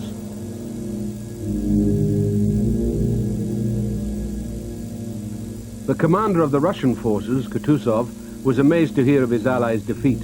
He turned his army around and marched back along the Danube, hoping to gather any remaining Austrians and call up Russian reinforcements. Napoleon chased Kutuzov along the Danube, but he escaped. On the 15th of November, the French took Vienna and all its military supplies, then continued north in pursuit until they arrived near the town of Austerlitz. By now, the French army was becoming exhausted. We were worn out with fatigue, wet through with rain and snow, nipped with cold and camped in the mud. But in spite of our misery, the presence of our emperor made us bear it all. The emperor knew of our wants and our fatigue, which he shared. He was aware, too, that the soldiers grumbled, and he said, "They're right, but it is to spare their blood that I make them undergo these hardships."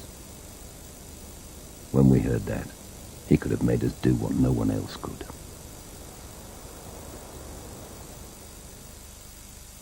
Napoleon's lines of supply and communication were stretched to the limit, which had reduced his fighting force to only 50,000 men compared with the enemy's 85,000.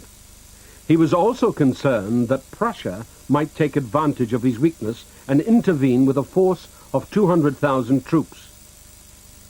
Unless he could defeat the combined Russian and Austrian armies soon, he would be forced to retreat.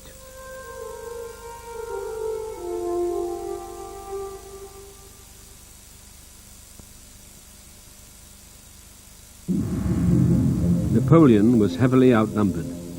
He knew he would only be able to regain the advantage by forcing the Allies to fight on his terms. And so he determined to lure them into a trap. In doing so, he demonstrated one of his great skills, the ability to exploit geography. I'd love to have seen him with the officer who kept his maps on campaign as they crawled around on their knees, placing troops and deciding what orders Napoleon would issue that night for his troops to follow the next morning. I think Napoleon at work, more than Napoleon in battle, would be the most fascinating picture that I can think of. Napoleon was a master of maps. He could look at a map which told him not only where he could move troops, but where the enemy was likely to move troops, because he could get into their thought process. And he could orchestrate a campaign so that all of his troops would appear where he wanted them at about the right time. If it worked according to his plan, the battle was almost a foregone conclusion that he would win. Napoleon began to investigate the land that lay between him and his opponents. He hoped to find a suitable site for battle, and in an area of hills, villages and shallow lakes, he succeeded. The Emperor went out every day to make reconnaissances along the line and returned satisfied. He seemed delighted. His pinches of snuff took effect. This was always proof of his contentment. And with his hands behind his back, he went about talking to everyone. Gentlemen, examine this ground carefully. It is going to be a battlefield. You will have a part to play on it.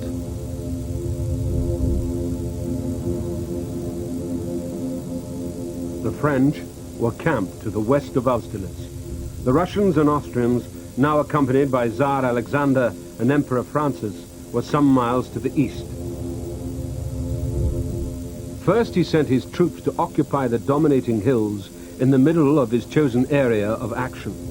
He wanted his adversaries to see he only had about 50,000 men, some on the hills and others behind in the valley. For his plan to succeed, it was crucial that the enemy, almost outnumbering Napoleon 2-1, would feel so confident of success that it would attack without waiting for further Austrian, Russian, or even Prussian reinforcements.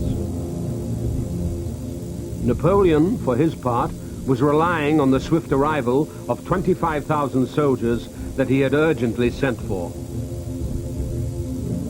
To show his apparent weakness and play for a little more time, he agreed to discuss an armistice. A Russian envoy came to Napoleon's camp and lectured him on European politics. Napoleon listened so politely that when the envoy returned to the Allies, he reported that the French army is on the eve of its doom.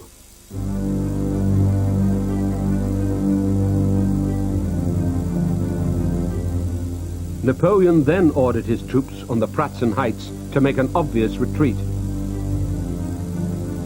The Russians and Austrians looked on in amazement and gratefully moved forward to take over the now vacant French positions.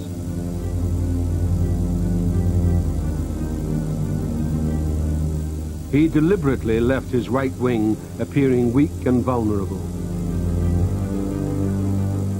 If the Austrians and Russians were tempted into launching an all-out attack against this wing, it would leave the subsequently poorly defended Pratzen Heights open to a French counterattack. Unknown to the enemy, Napoleon's reinforcements were arriving. The trap was set. Napoleon's tactical plan for Austerlitz was essentially to lure the Allies forward into a giant ambush. To that end, he pulled his forces off the commanding ground of the Pratzen Plateau and pulled them back into low-lying, rather swampy ground to the rear, and the odds were at that time of year it was going to be covered in mist, so his forces effectively were going to be almost completely out of view. Once the Allies were advancing across the Pratzen Plateau and were descending towards what they thought was the open French right flank, then the whole of the French army would execute a kind of giant clockwise wheel and close in on the flank of the advancing Allies. That was it. Like most great schemes of battle, it was essentially very simple.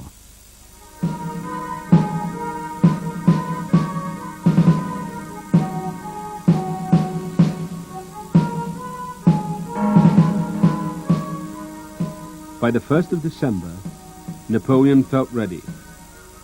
That evening, after supper at an inn near the battle site, he issued his orders for the next day. Soldiers, I shall in person direct you. I shall keep out of range so long as you, with your accustomed bravery, carry disorder and confusion into the ranks of the enemy. But if the victory is for a moment uncertain, you shall see your emperor in the front rank. We cannot afford to let victory slip from our grasp on a day like this, when the honor of France is at stake.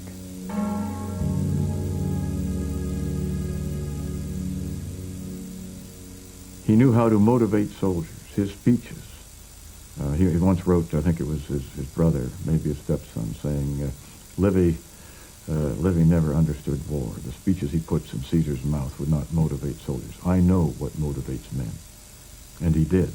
And I'm sure many of the French soldiers were fighting for Napoleon more than they were fighting for France. In the night which preceded this memorable day, the emperor visited the bivouacs of his troops on foot. Suddenly, the camp was illuminated by thousands of burning torches which each bivouac raised aloft to salute the emperor and to celebrate the anniversary of his coronation.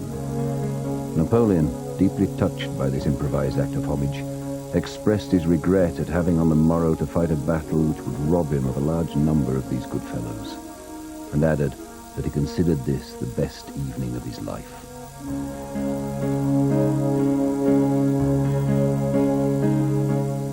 He knew that the following day his soldiers would be outnumbered. He was confident that their courage, inspired and nurtured by their almost fanatical reverence for their emperor, would bring him success. In the early hours of the morning, troops began to take up their positions for battle. As Napoleon had expected, the valley below the Pratzen Heights was blanketed in a dense fog.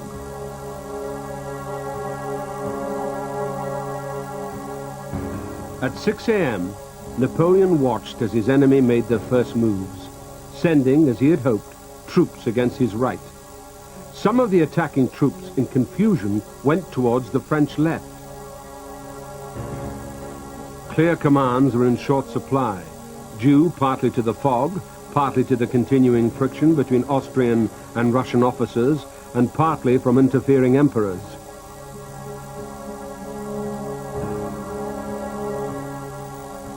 Nevertheless, slower than hoped, their troops moved against the French right.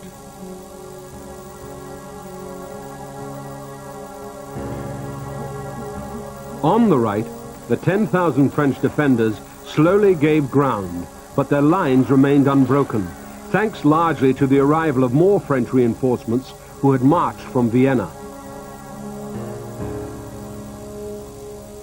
As Napoleon had expected, the Austro-Russian center on the Pratzen Heights weakened as troops were continually sent to reinforce the advance against the French right. Napoleon had carefully concealed over 10,000 men in the fog, and at exactly 9 a.m. he snapped shut his telescope and ordered the attack. Let us put an end to this campaign with a crash of thunder that will stun the enemy. The Allied commander Kutuzov looked down from the Pratzen Heights with satisfaction. Though an attack to the north had stalled, the heavily outnumbered French right on the south would surely soon fall. Suddenly he was amazed to see enemy soldiers emerging from the fog towards him.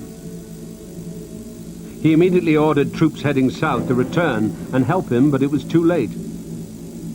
By 11 a.m. the French retook the Pratzen Heights and Napoleon moved his command post there.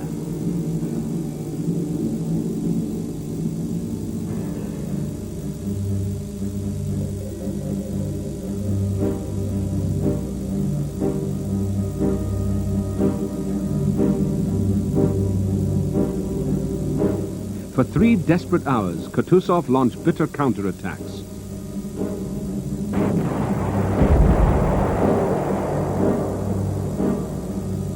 Finally, the elite Russian Imperial Guard charged with all their force.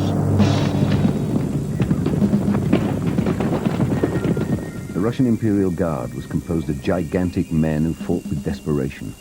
Our cavalry was driven back. Then, the Emperor let loose his black horses, that is, his mounted grenadiers. They passed by us like a streak of lightning and fell upon the enemy. For a quarter of an hour there was a desperate struggle, and that quarter of an hour seemed to us an age. We could see nothing through the smoke and dust. We were advancing slowly behind them, and if they'd been defeated, it would have been our turn. There was confusion, and no one knew who had the upper hand. But our grenadiers came off conquerors and returned to their positions behind the Emperor.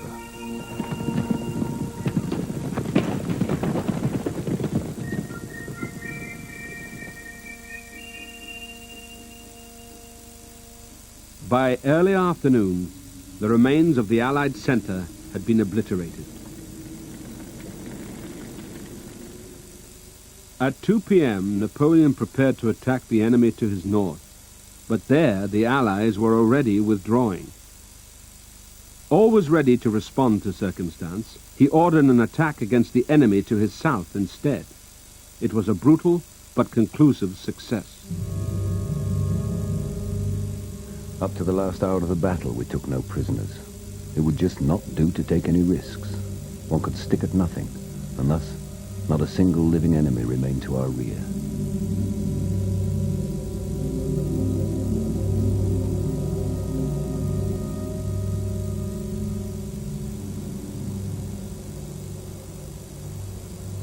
The battle was won.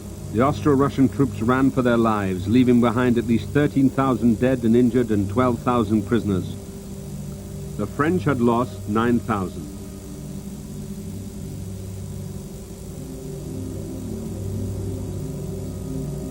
Soldiers, I am pleased with you. It will suffice that you shall say, I was at the Battle of Austerlitz, for them to reply, there goes a brave man.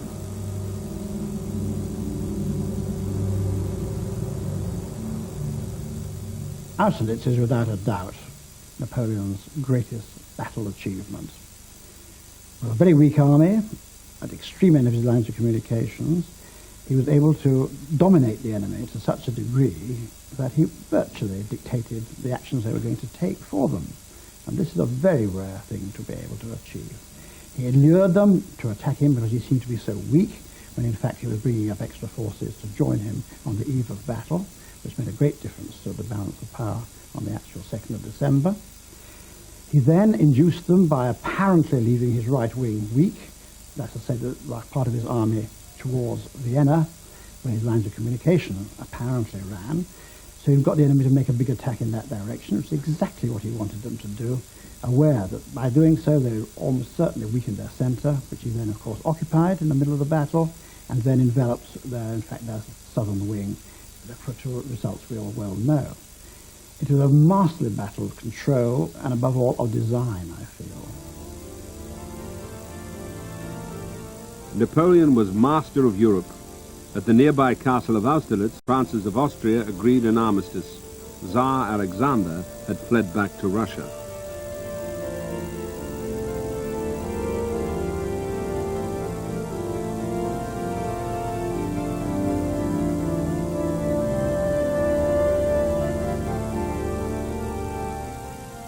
It was amazing that although Napoleon's common sense amounted to genius, he never quite knew where the possible left off.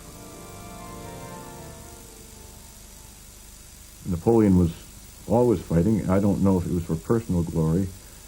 Maybe what he really thought was, I don't want all the territory in the world, I just want that part that touches mine. Sooner or later that gets you involved in Russia, Egypt, and various other places. I think also he had momentum. Success breeds success, certainly breeds confidence. What he didn't, I think, understand is that the nationalism that fueled Napoleon's armies ultimately began to infect those of his opponents, the Germans, the Russians, Spanish, even the Austrians. They too marched with the same enthusiasm toward the end of the period. Austerlitz had made Napoleon feel invincible. In 1806, he again fought and defeated the Russians and their Prussian allies. In an attempt to weaken the British, Napoleon imposed an economic blockade throughout Europe. Portugal refused to cooperate, and Napoleon invaded. For 5 years, his soldiers struggled against fierce resistance in Portugal and then Spain. The campaign fought in his absence was a dismal failure, costing the lives of 220,000 men. In Europe, his behavior prevented any hope of peace. His brothers were made kings. Any rebellion ruthlessly and bloodily opposed. In 1809, he fought and defeated the Austrians. Then, in 1812, he attacked Russia. His plans were meticulous, but he failed to account for the Tsar's continued retreat, which drew the French further and further east. The sparsely populated and badly farmed Eastern European lands could not provide for such a massive force. The army began to starve. We received no meat nor vegetables, so that from hunger 30 men killed ourselves a dog and have picked nettles and have cooked us a greenery dish with the dog's fat and eaten the meat from much hunger. For in the Polish lands there's so little to live on that it would be little wonder if one would at the end starve to death. The campaign was a disaster. Winter set in, and Napoleon was forced to retreat. He watched his army pass by in the most wretched condition. What he may have felt in his heart is impossible to surmise. His outward appearance seemed indifferent and unconcerned over the wretchedness of his soldiers. Only ambition and lost honour may have made themselves felt in his heart. And although the soldiers shouted into his ears many oaths and curses about his own guilty person, he was still able to listen to them unmoved.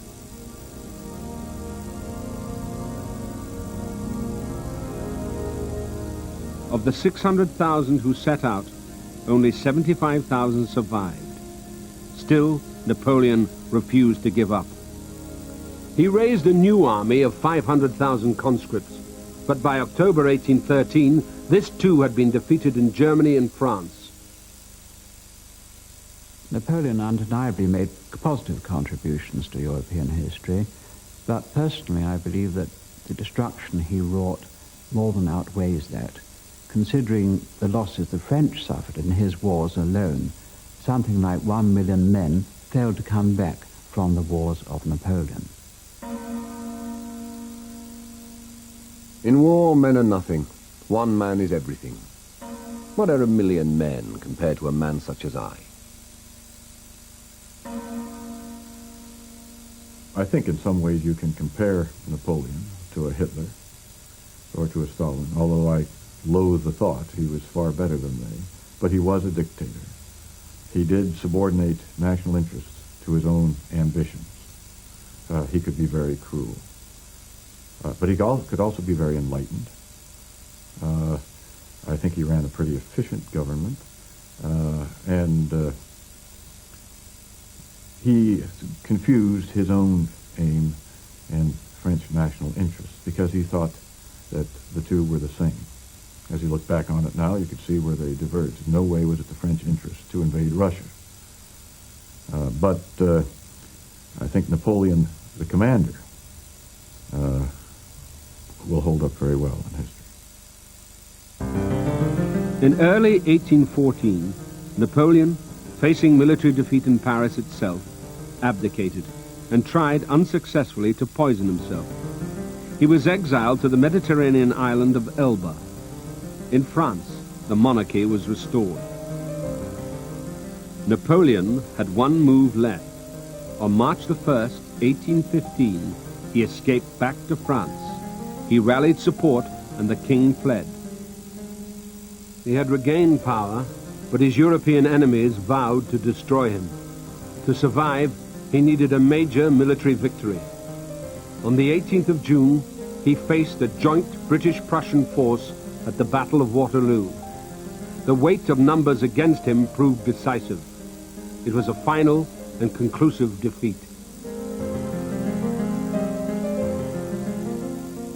He was sent back into exile, this time to the small island of St. Helena in the South Atlantic, far from France. With little to do but write his memoirs, Napoleon fell ill, and in 1821, aged 51, he died.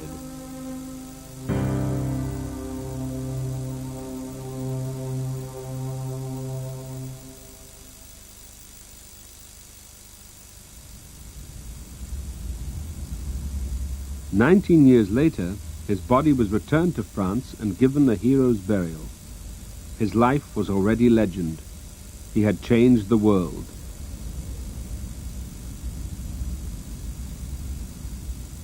I've always had a double view on Napoleon. It's best reflected, I feel, in what the Earl of Clarendon, the royalist historian of the great English Civil War, said of Oliver Cromwell. He was a great bad man. An estimated 2.5 million men died as a result of his ambition. But as with other great commanders, it is the memory of his military triumphs and civilian achievements that have made him a figure of legend. His ruthlessness and arrogance prevented him from securing a lasting peace and ultimately led to his fall. But, despite this failure, Napoleon Bonaparte remains the foremost soldier in European history.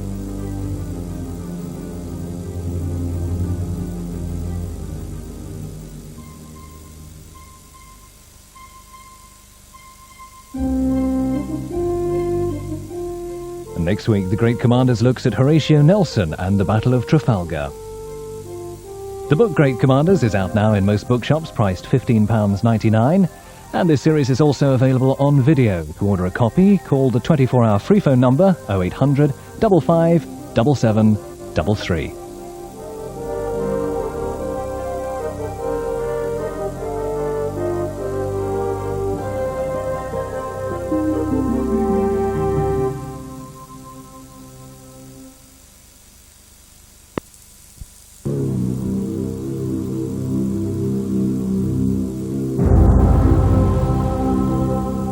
Throughout history, the technology of war has continually changed, but the art of war, how a commander commands, has remained more or less the same.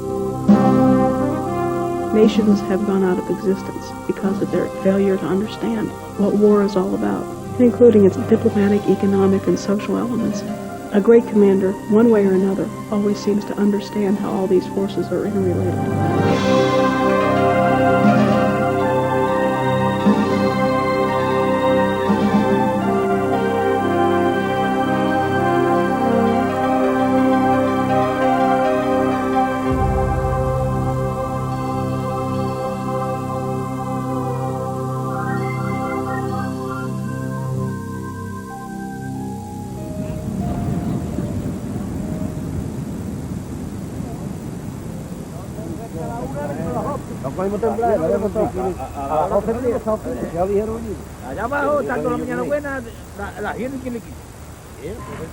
On a bright October day in 1805, a few miles off Cape Trafalgar in southern Spain, the greatest naval fleets of the day finally faced one another. The British commander, Horatio Nelson, was outnumbered and outgunned, yet he was able to secure a victory that changed world history.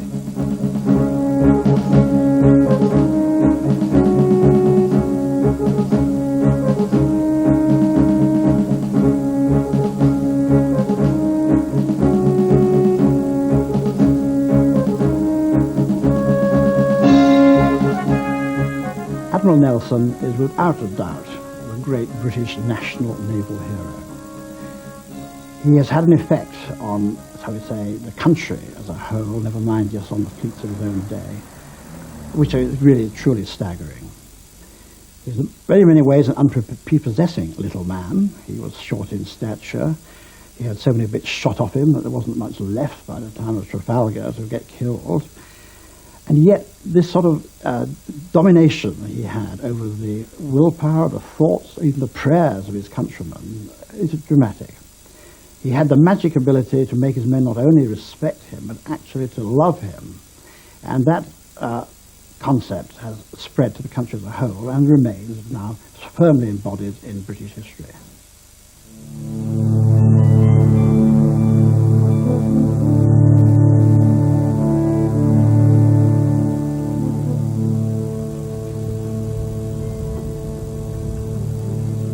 Horatio Nelson was born in 1758 in Burnham Thorpe, a small village on England's east coast.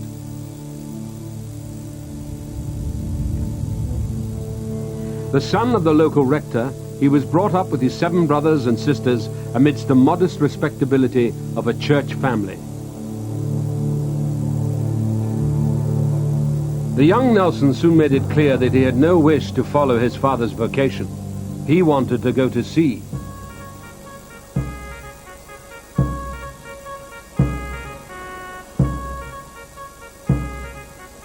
His uncle, Maurice Suckling, was a famous captain in the Royal Navy, and when Nelson was 12, he persuaded his father to write to him for help. Suckling replied, "What has poor Horatio done who is so weak that he should be sent to rough it out at sea? Well, let him come, and the first time we go into action, a cannonball may knock off his head and provide for him at once."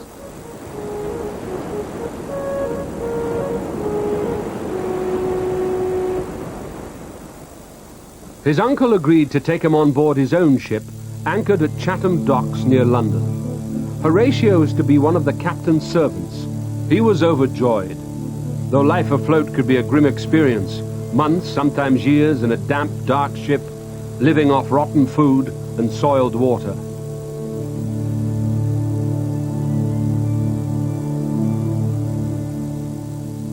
There were volunteers, but more often than not, the crews were made up of convicts, or men abducted by the infamous press gangs.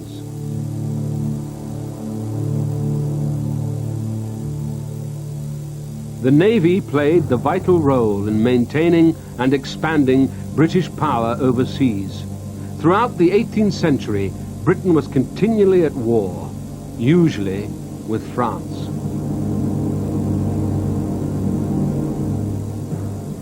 France and Britain had been fighting on and off for hundreds of years for many reasons, initially because of the king's rival claims.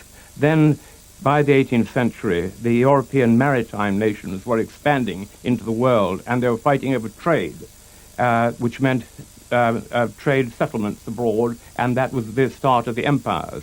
So there was the beginnings then of the race for empire. And we then naturally clashed with those maritime nations and fought them one after the other. Nelson gained experience on board warships and in the merchant navy, sailing throughout the world. His natural skills and courage, as well as his uncle's influence, accelerated his career. By the age of 20, he had already become a Royal Naval captain.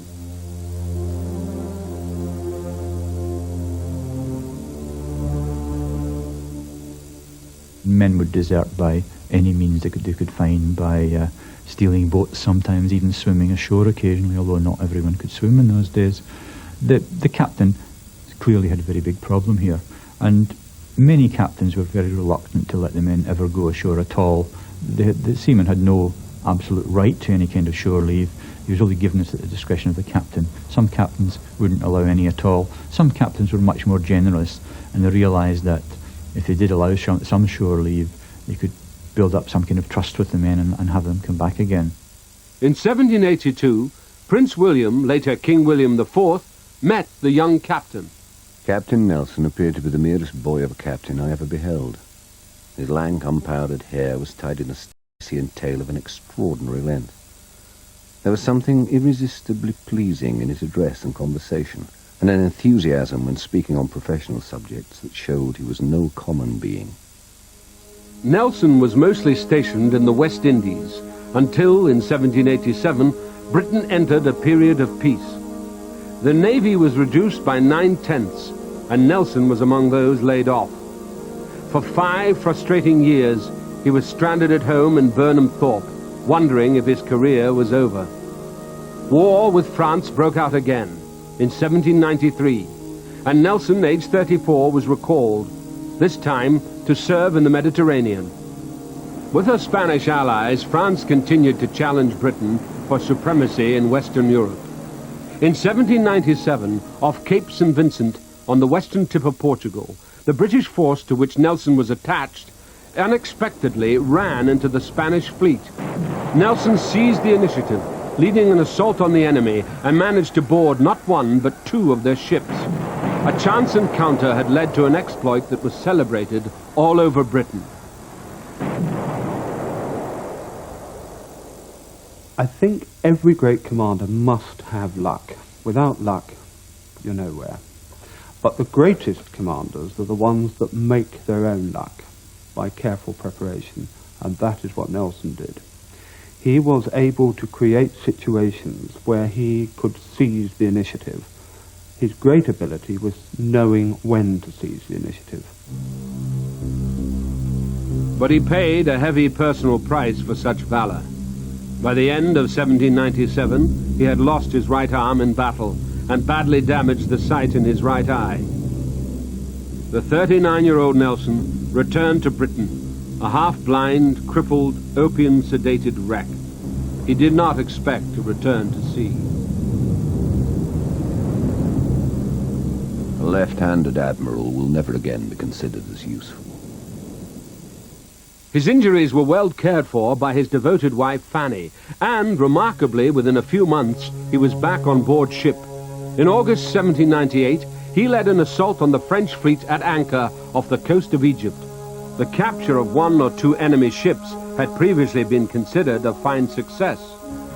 Nelson captured 10 and was dubbed the Hero of the Nile. He enjoyed the public adulation, and when the Sultan of Turkey presented him with a diamond spray mounted with a clockwork rotating star, he wore it in his hat like a trophy. His officers were much amused. He looked more like a prince of the opera than a conqueror of the Nile. But his popularity was undiminished by his vanity. One admirer was Sir William Hamilton, the British ambassador to Naples, where Nelson had his Mediterranean base. Hamilton's wife, Emma, became his very public mistress. They toured England, and they got tremendous receptions in the Midlands, in Wales, West Country, and with enormous crowds, and he was very much a popular hero. But when they called at Blenheim Palace, where the Duke of Marlborough was at the time, they weren't received there. They as one did in those days, they went up to the front door, and the butler came out and they announced who they were. And Nelson, then being at the height of his fame, they assumed they would be given a splendid reception. But the butler went in to see the Duke and came out and said that if they liked to go in their carriage to a particular part of the park where there was a fine view of the lake, they would send out some cold food to them. Frightful snub. And Nelson was so angry that he simply drove away. He wasn't going to take that. But he had another side, and that was a ruthless streak. Never better shown than in the very callous way that he treated his wife. One can make all sorts of excuses. One can point to the fact that it was a marriage of convenience, that it was a marriage of esteem rather than of love and lust, and that he had found in Emma Hamilton a woman that perfectly matched him in every way and inspired him. But even when those allowances are made, the way that he treated poor Fanny Nelson was really very cruel. One has to take that as part of the rich tapestry that makes up the man. No one is perfectly pure and wonderful. And one of the great problems of the Victorian portrayal of Nelson was that they tried to twist this very human, flawed man into this impossible hero. One of the great things about modern scholarship is that we're learning that one doesn't have to be perfect in order to be great, and that great men inevitably have great weaknesses. By now Vice Admiral, in 1801 he enhanced his reputation further with a resounding defeat of the Danish fleet at Copenhagen.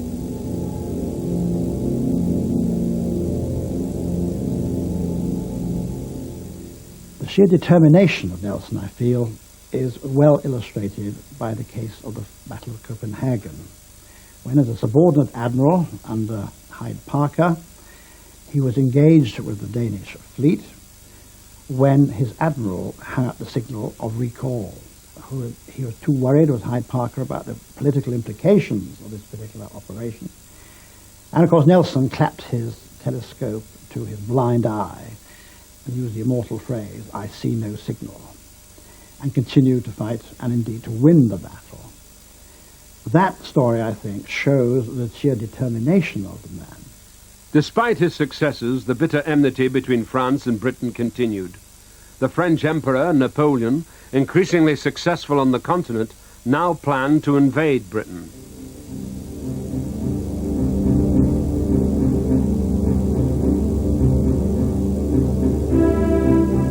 In 1803, Nelson was put in charge of the Mediterranean fleet. He stationed himself on board the ship Victory.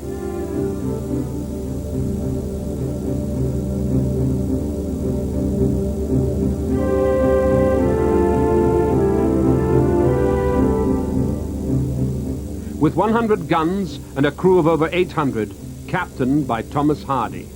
It was one of the finest ships in the Navy.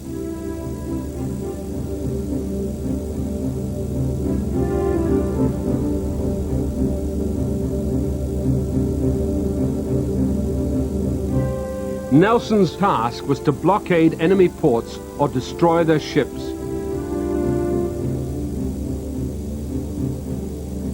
His main target was the French fleet at anchor at the southern French port of Toulon. For over a year and a half, he patrolled the western Mediterranean, hoping that the French would come out and fight. But the French ships had no interest in confrontation. They were waiting for orders to sail to the English Channel to assist the invasion of Britain. Napoleon decided the moment had arrived. In January 1805, Villeneuve, as ordered, set sail, avoided Nelson, and headed across the Atlantic. Nelson, distraught at his enemy's escape, set chase. As intended, Villeneuve then headed back to Europe, but the British still had too many ships guarding the English Channel, and the French admiral returned, against Napoleon's orders, to Spain. As for Nelson, he sailed back, exhausted. At Gibraltar, on his way back to Britain, he sailed into harbour for the first time in 2 years. He wondered if he would ever get the chance to fight and destroy his enemy. In fact, it was only a matter of weeks before that chance arrived, and the future of Europe was decided in battle.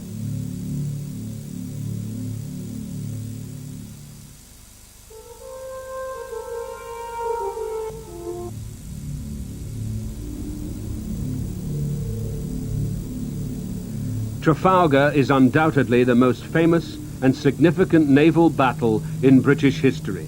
It established a superiority at sea which over the next century was to play an essential part in the expansion of the British Empire. The French admiral Villeneuve had taken his fleet south to join the Spanish fleet at Cadiz.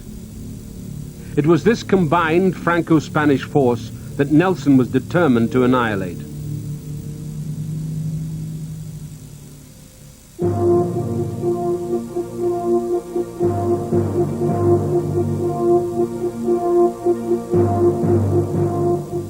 After a short break in England, Nelson, in September 1805, rejoined his ships at sea, stationed outside Cadiz.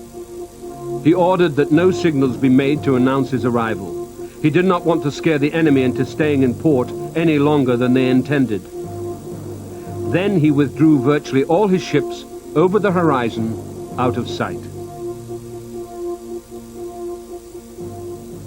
Some of the 17,000 British sailors were in poor shape, having been at sea for months, even years, eating preserved food and drinking stagnant water. Daily, Nelson worked in his cabin, organizing fresh supplies. We have been brought trousers for the use of the fleet under my command, but instead of their being made of good Russian duck, those sent are made of coarse wrapper stuff, and the price increased. The issuing of such coarse stuff to the people will no doubt occasion murmur and discontent, and may have serious consequences. The contractor who furnished this stuff ought to be hanged. Though believing himself outnumbered, he sent 6 of his 33 battleships to Tangier and Gibraltar to acquire rations. Healthy crews were fighting crews.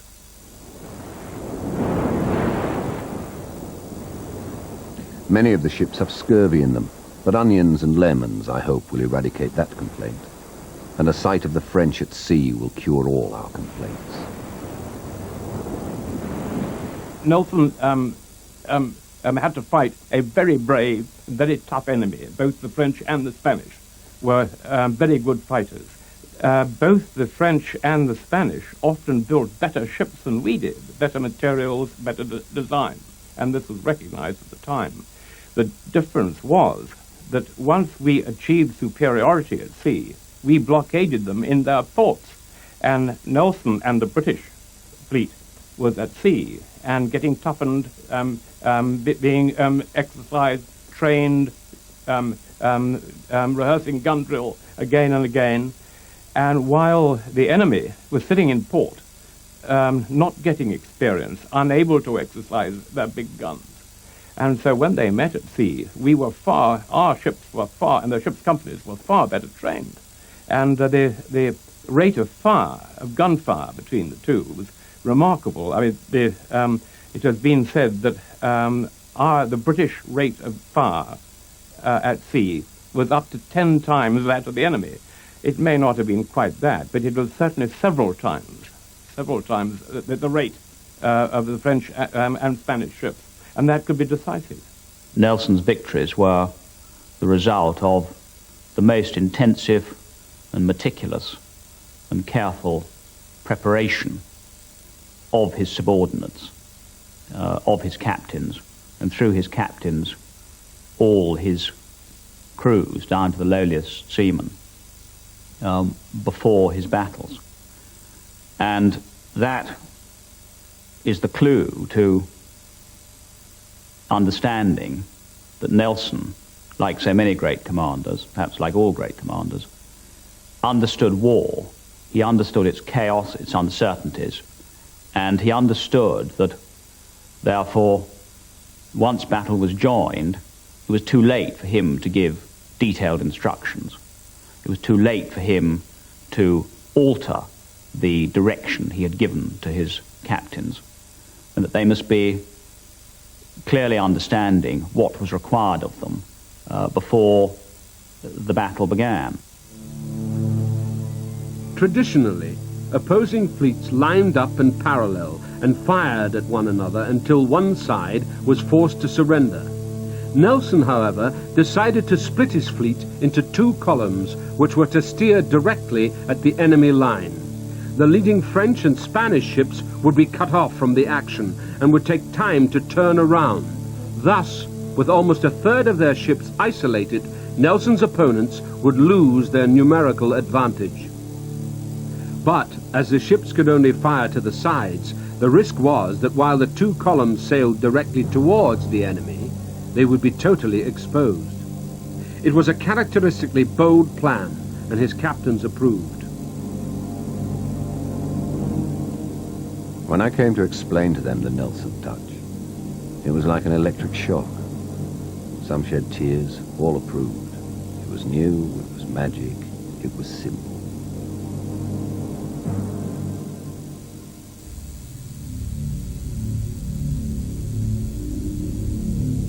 Nelson was still hoping that the enemy would sail out of port. This time he was in luck. An angry Napoleon told Villeneuve that the invasion of Britain had been abandoned and that he was to sail immediately to the Mediterranean.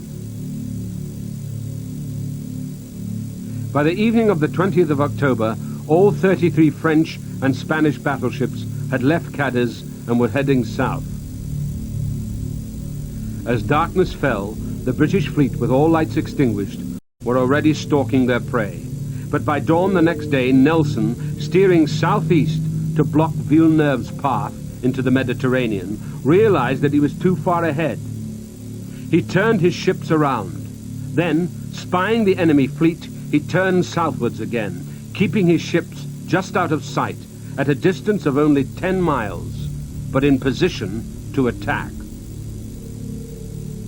At 6:10 on the morning of the 21st of October, 1805, Nelson signaled to the fleet to form their 2 columns and sail towards the enemy.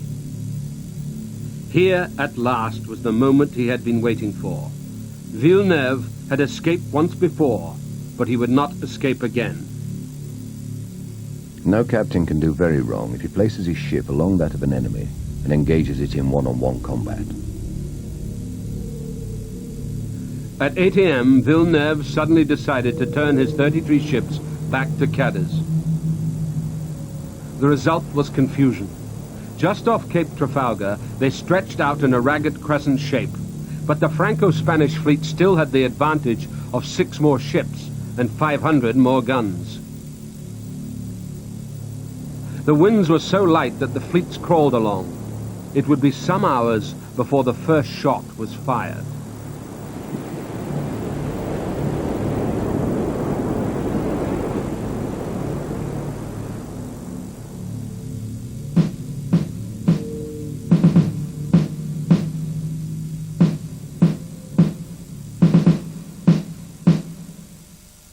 Nelson now devoted his time to gearing his men up for battle.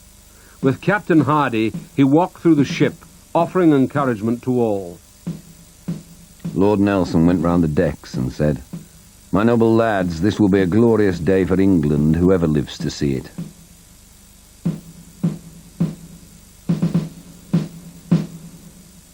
He made himself loved. He did that by relating to the men under his command as fellow human beings. For example, he insisted that the compensation which would be paid by the Admiralty to the families of men who were drowned at sea was exactly the same as that paid to the families of men killed in action, which hadn't been the case before. Personally, he could talk about himself with sailors as an equal. After Copenhagen, he went into the hospital at Great Yarmouth and saw a sailor who'd lost his right arm. And he joked with him, and pointing to the stump of his own right arm, he said, "Well, Jack, you and I are spoiled as fishermen." So, and that kind of story got around. Nelson could be as harsh as any other captain, but he brought enormous confidence to his sailors. They trusted him as a commander who led rather than simply sent his men into battle.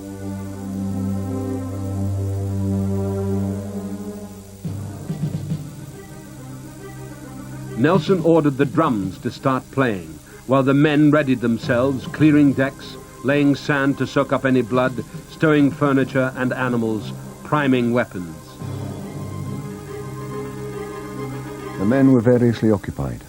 Some were sharpening their cutlasses, others polishing their guns as though an inspection were about to take place instead of our mortal combat, whilst 3 or 4, as if in mere bravado, were dancing.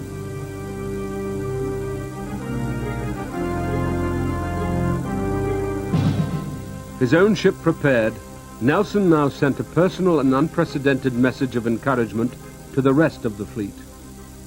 England expects that every man will do his duty. As it was relayed, great cheers spread from ship to ship. He followed it with the signal, "Engage the enemy more closely." He uses very rare signals in the battle as a means of putting a new edge upon his men's mettle. Very simple, straightforward signals, but they were psychological more than tactical in their importance. Because every sailor on that fleet knew what Nelson represented. He was the greatest sailor of his day. They were proud to be in his fleet. They were going to do their absolutely uttermost to fight their particular ship or their particular gun to the very uttermost and to win their individual engagement.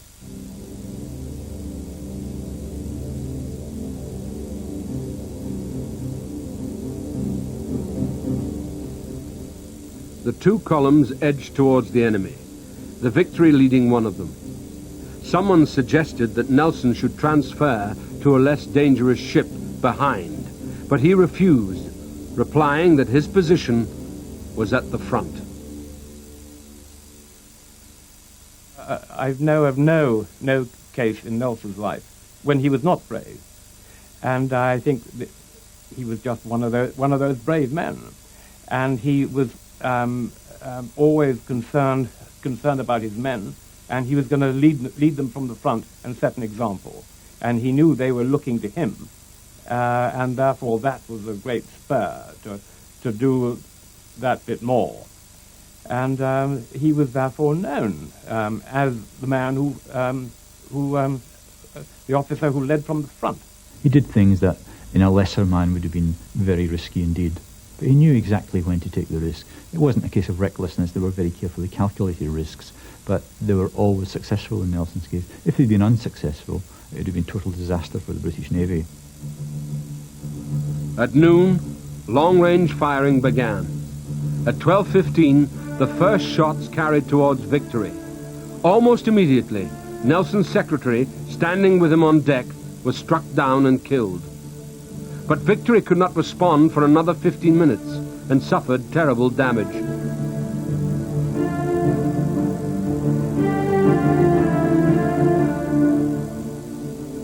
At 12:30, both British columns finally engaged.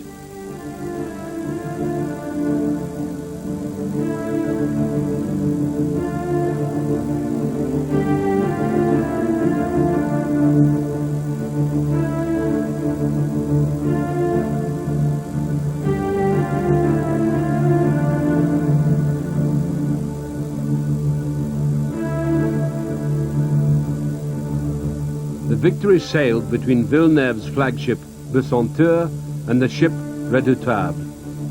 Everywhere, as individual ships attacked the nearest enemy they could find, cannon shot ripped into sails, wood, and flesh.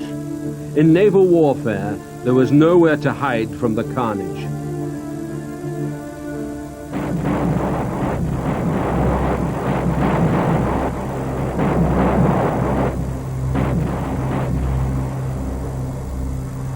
We were engaging on both sides. Every gun was going off.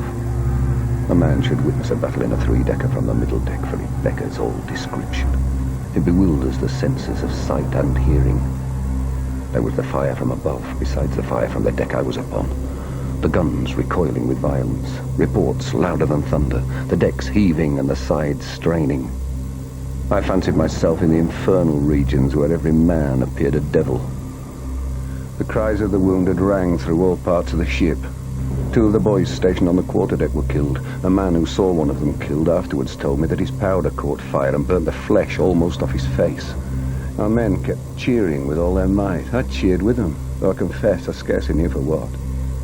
The brave boatswain was fastening a stopper on a backstay when his head was smashed to pieces by a cannonball.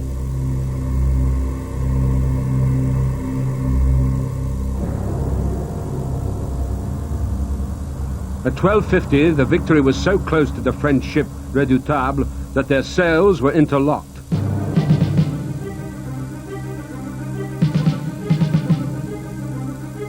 In the confusion of battle, Nelson stood out clearly from the men on the deck, having insisted on wearing his distinctive uniform.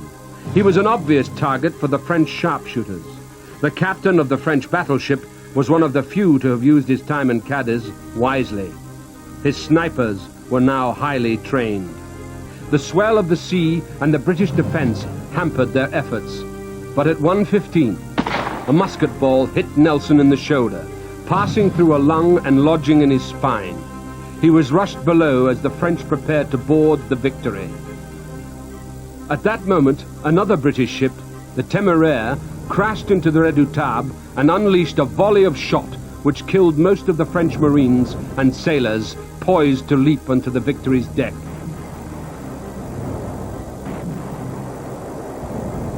The battle was now a series of duels that raged on between individual ships. Of the original 33 enemy ships, 23 were either captured or destroyed. By evening, the British had suffered 449 fatalities, but 4,500 Spanish and Frenchmen had been killed and 20,000 taken prisoner. Among them was Villeneuve. Despite the scale of the success, few in the British fleet felt like celebrating. Nelson, aged 47, had died at 4:30 that afternoon.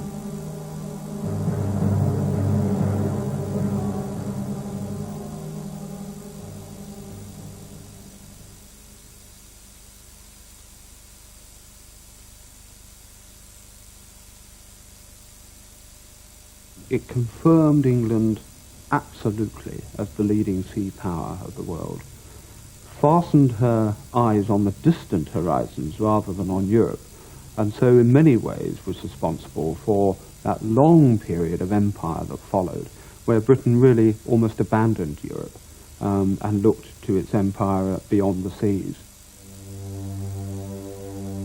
Trafalgar had been a remarkable victory.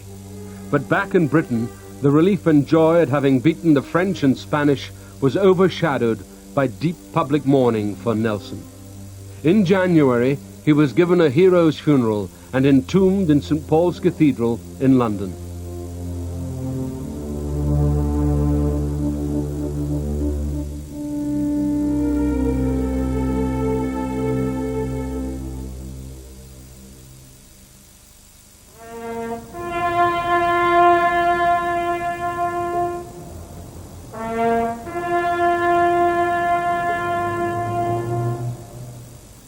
His death, at the moment of his greatest triumph, secured his place as a national hero.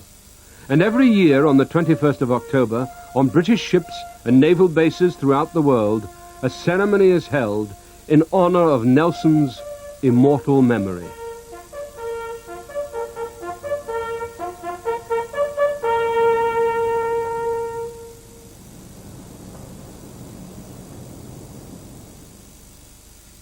The fact, I think, too, of dying for his country at the moment of victory has a particular appeal to it, certainly for the English in any case, and that is another big factor in the reasons why his appeal comes down. But perhaps the most important of them all is this way in which he could control, he could inspire, he could above all lead very disparate kinds of people and make them all feel proud to be members of a team which was headed by Nelson.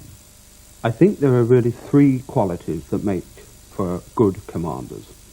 The first is the ability to plan in detail, plan to such an extent that every eventuality is taken care of. The problem with that type, if that's all the qualities you have, is that you turn into somebody rather fussy, rather like the First World War generals. Then there's a kind of commander that has that instinctive grasp, that charisma, that flair, such as Lawrence of Arabia. The problem with that kind of commander is that they're very erratic. And then there's the third and very rare type of commander, which I would call the great commander, who is able to combine both those. And that's precisely the key, in my opinion, to Nelson's quality. He had the ability to plan to the utmost degree.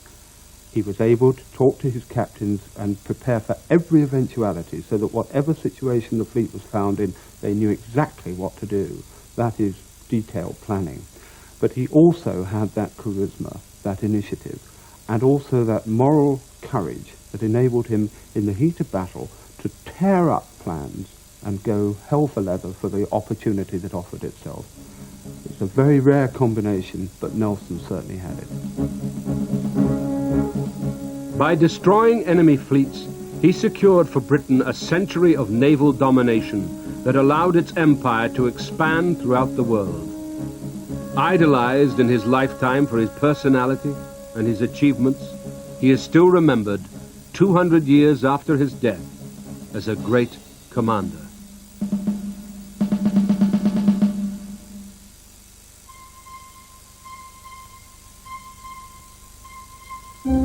A Channel 4 book, The Great Commanders by Phil Grabsky, with a foreword by David Chandler, is available from bookshops priced $15.99. In addition, The Great Commanders programs are available in extended form on video.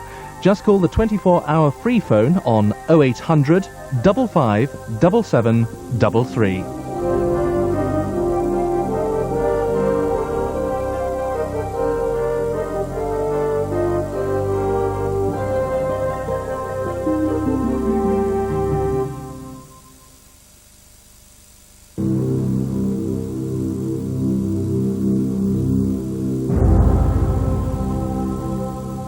Throughout history, the technology of war has continually changed, but the art of war, how a commander commands, has remained more or less the same. Nations have gone out of existence because of their failure to understand what war is all about, including its diplomatic, economic, and social elements. A great commander, one way or another, always seems to understand how all these forces are interrelated.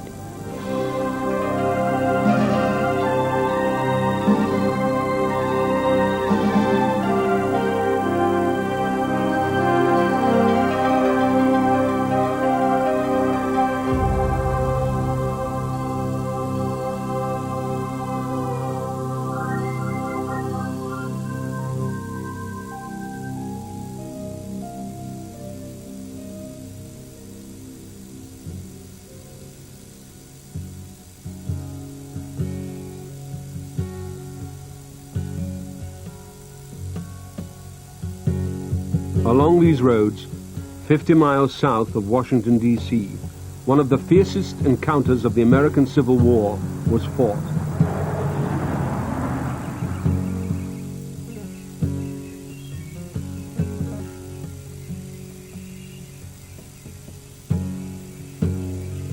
The Union commander, Ulysses S. Grant, knew that the outcome of this, the Battle of the Wilderness, would decide the future of the United States.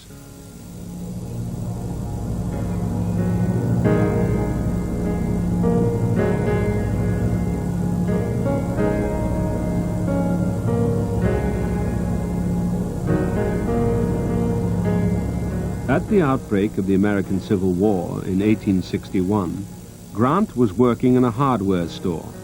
Within 3 years, he had become commanding general of the armies of the northern states, and within 7 years had been elected president. Although a modest and simple man, the upheaval of civil war gave him the opportunity to show that he possessed the qualities of a great commander.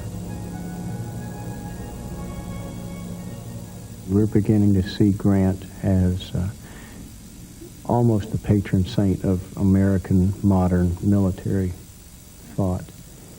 He's probably the first modern total warrior that the Americans have produced, and as such probably since the 19th century, since that the world produced. He seemed to recognize both the practical aspects and the emotional aspects of total war, which means that you make war on every single facet, at every level of society, culture, political, military, economic, virtually the whole spectrum of life.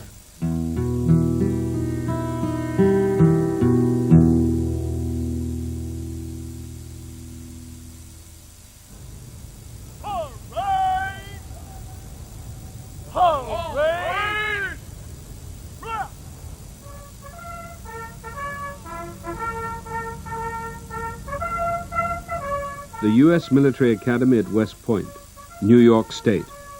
In the middle of the last century, officers were educated here who would soon have to fight each other in a bloody civil war. One of these, born in 1822 in Point Pleasant, Ohio, son of a leather merchant, was Ulysses Simpson Grant.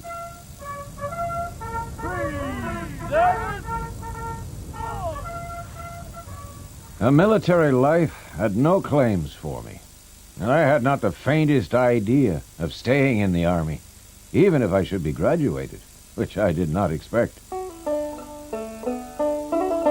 Not an ideal student, his list of misdemeanors was long. However, he graduated in 1843, intending, after a spell in the small National Army, to become a professor of mathematics. But 2 years later, the United States went to war against Mexico, and Grant was called upon to fight. He fought with distinction, and when the war ended in 1848, he decided to remain in the military. But peacetime soldiering did not suit him. He resented the strict discipline and turned to drink. He resigned, and having failed in farming and real estate, he rejoined his younger brothers in the family business.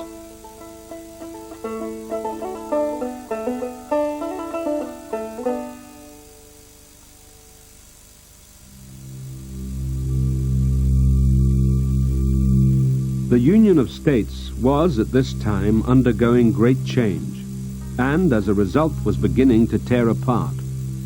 The northern states, with a population of 22 million, were industrializing and absorbing increasing numbers of hard-working immigrants.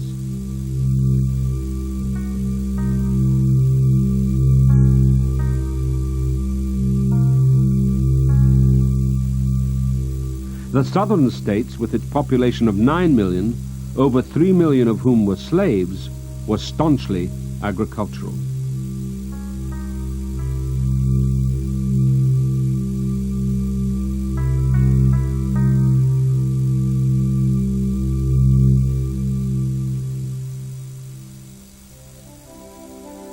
When the northerner, Abraham Lincoln, who had expressed anti-slavery views, was elected president in 1860, 11 southern states voted to secede from the Union. They declared themselves a confederacy, outraging the remaining 22 states. In April 1861, the first shots of the Civil War were fired.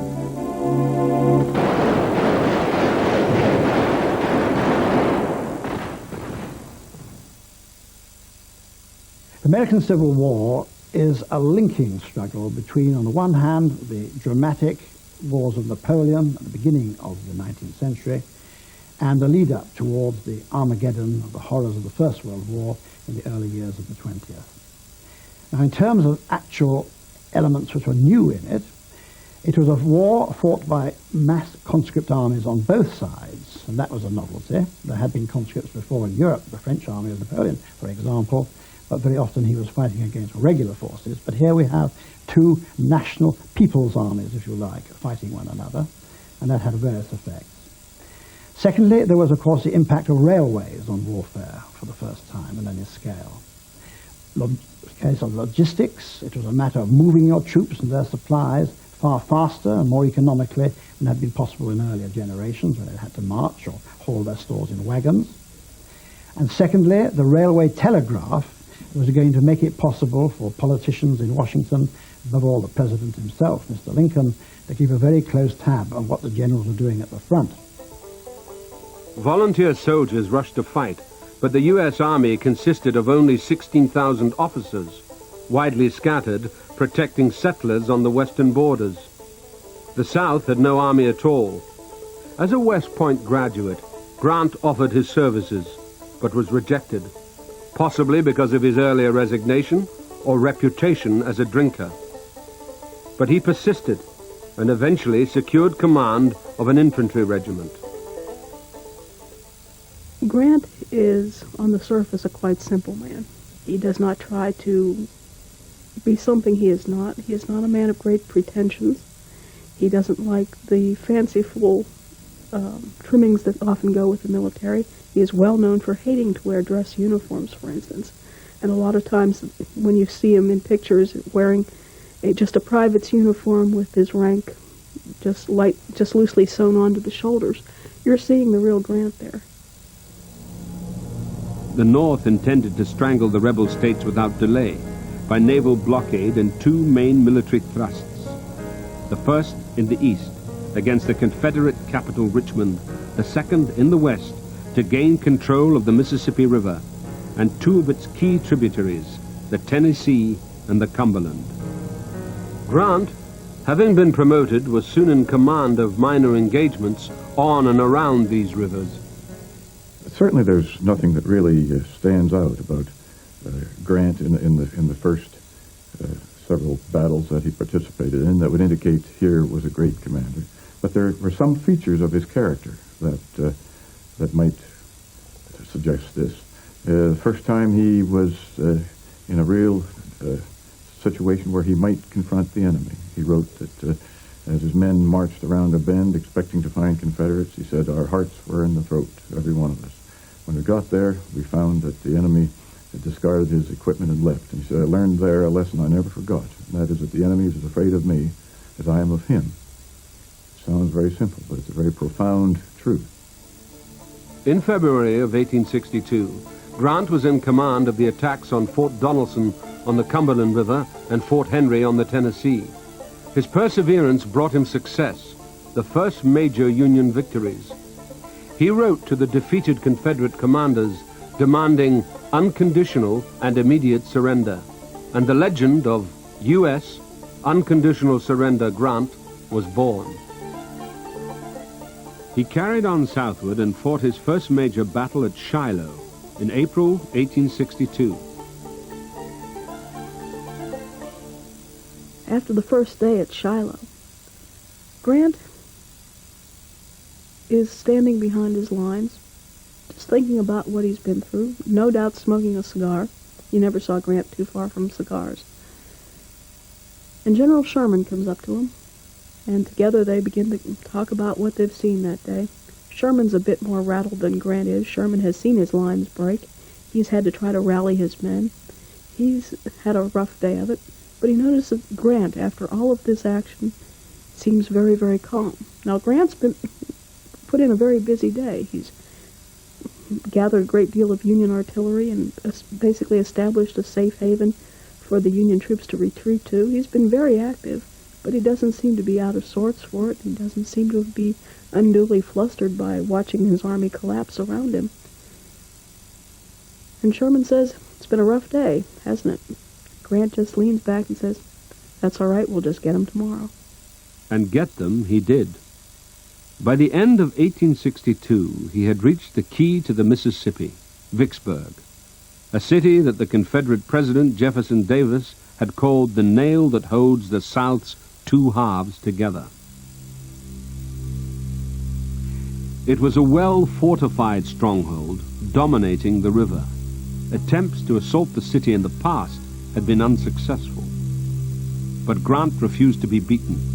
He decided to steam a little way down the river and disembark onto the western bank. Then he and his men began to hack their way through forest and swamp.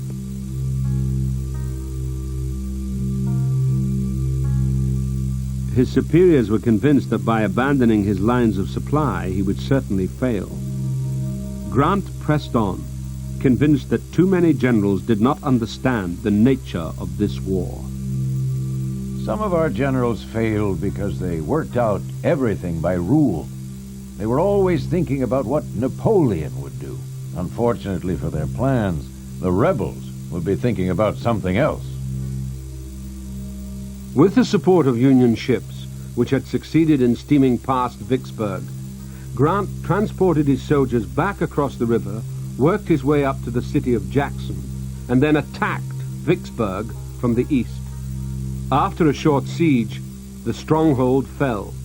The Union now had control of the Mississippi. President Lincoln had been watching Grant and was impressed with his victories. Since the beginning of the war, Lincoln had appointed and dismissed 3 commanding generals. Numerous attempts on the Confederate capital, Richmond, had failed. At last, Grant seemed the kind of commander that he needed. In March of that year, Grant was summoned to the White House in Washington and made the new Union commanding general. Lincoln used to say to critics of Grant, who was accused by many of his contemporaries of being a drunkard, which he had been, of being a failed tanner and a failed farmer, which he had been too, for several years, was interposed in the middle of his military career. He would always answer these kinds of criticisms with the phrase, "I need this man, he fights."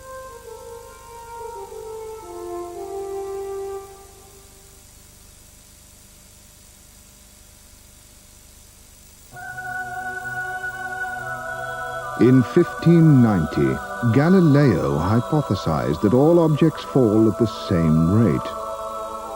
But then he obviously didn't consider the depreciation rate of luxury cars. The Lexus LS400 has retained more of its value than any other car in the luxury class, which must prove that while other luxury cars are the rule, the Lexus LS400 is exceptional.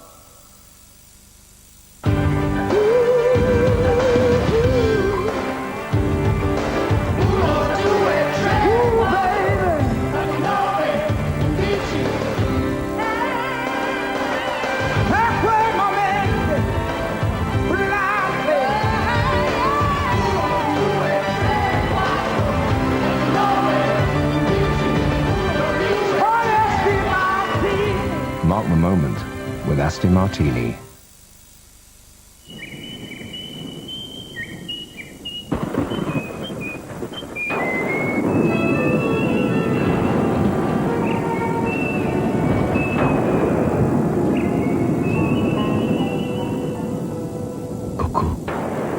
the spirit of Chanel.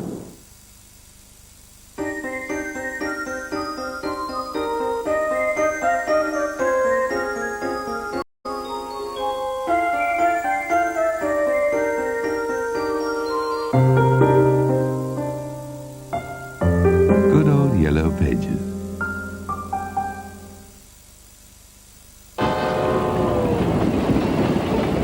They say that nothing could be finer than to be in Carolina. Oh, we'll see. Taxi! Most kind. Sir, how much, keep the change.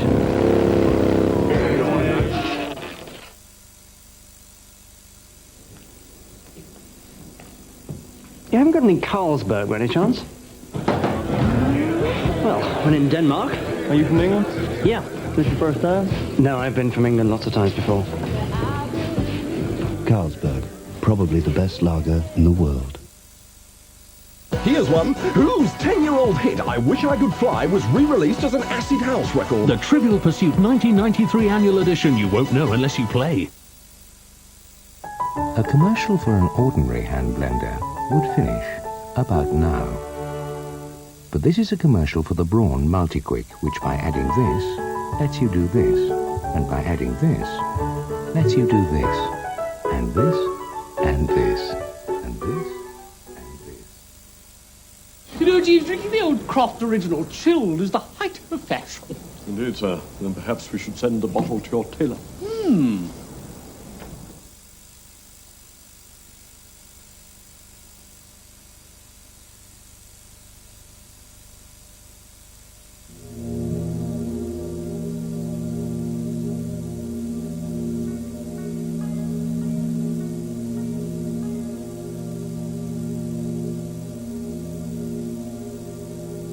The Battle of the Wilderness marks a watershed in the history of warfare. The men who fought so furiously through the undergrowth and trenches in this tangled forest were among the first to experience the devastating reality of modern warfare.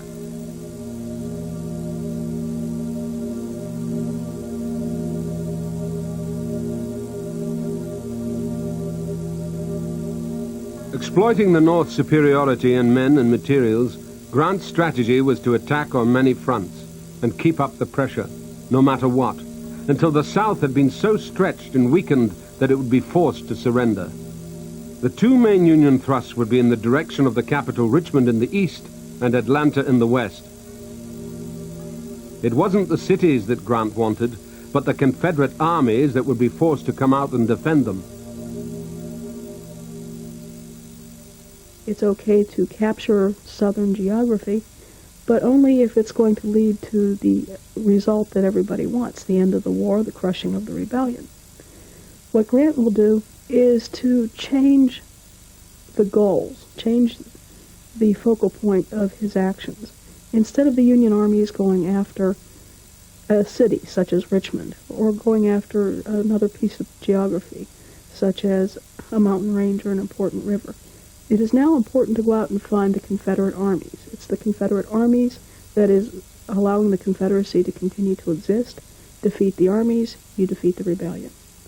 And that's an important switch.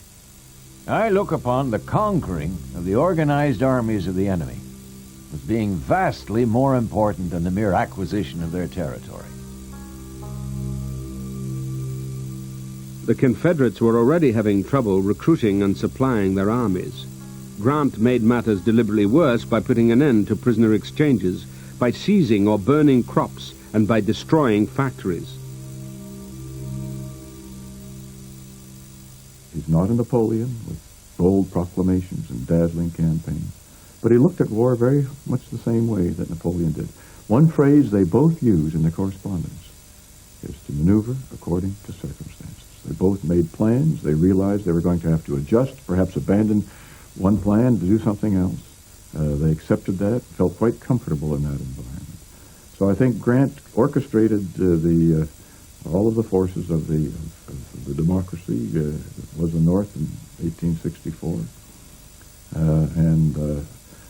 As long as Lincoln would continue to support him and those casualties, victory was just a matter of time.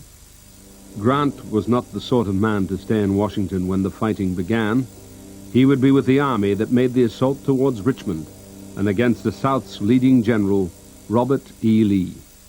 Robert E. Lee is still the most romantic figure coming out of the Civil War, both North and South. He's undoubtedly the most popular military commander out of that war. He's been viewed as a saint. The Lost Cause group after the Civil War showed him to be almost a messiah. And he was a great general, there's no doubt about that. He did, with limited assets, an amazing amount of damage to the Union cause. But my feeling is that he was probably he could probably be best remembered as the last of the great old-style warriors. And Grant is the first of the great new-style warriors.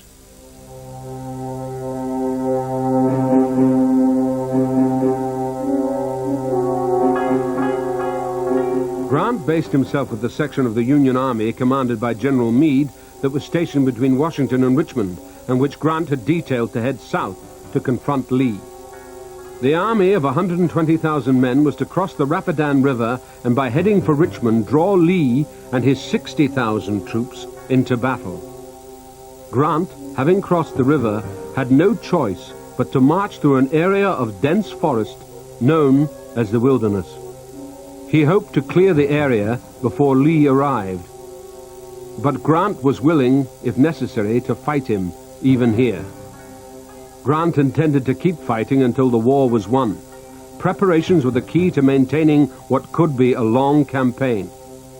The region is heavily timbered, and the roads are narrow and very bad after the least rain. To provision an army campaigning against so formidable a foe through such a country from wagons alone seemed almost impossible.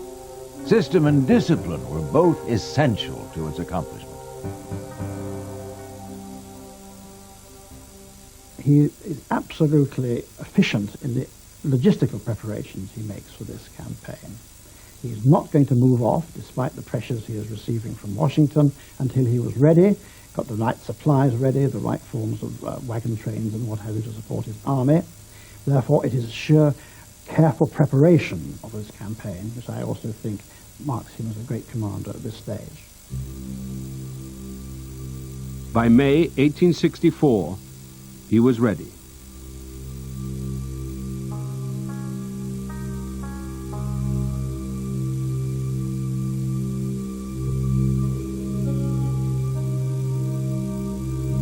Grant hated the war. Indeed, he hated the sight of blood. But he was sure that only by fighting on until the rebel states realized they could not win would the conflict be brought to an end. This he was determined to do. On the 4th of May, Lee looked down from a hillside camp and saw Grant heading towards the Rapidan River. Lee was outnumbered, but he intended to use the terrain to his advantage. Neither Grant's numerical superiority nor his artillery would be decisive if Lee attacked him in the woods. Lee knew the area. This was Confederate land. Some of his soldiers had been brought up here. The odds were evened out. Grant crossed the Rapidan unopposed, unsure of Lee's intentions.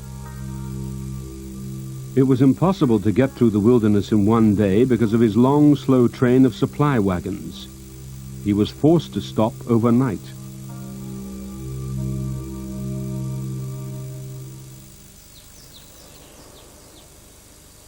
The next morning dawned, hot and humid.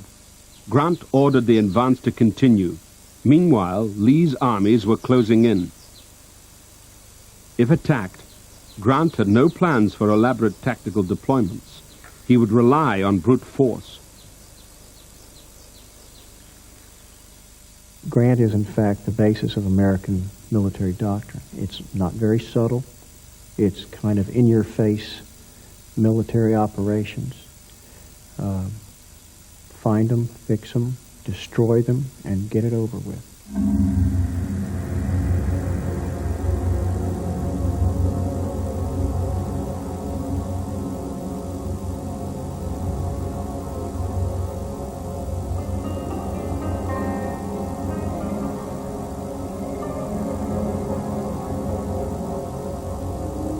The fighting focused on the two main east-west roads, the Orange Turnpike and the Orange Plank Road. On the turnpike, Union soldiers saw Confederates in the distance and deployed to attack.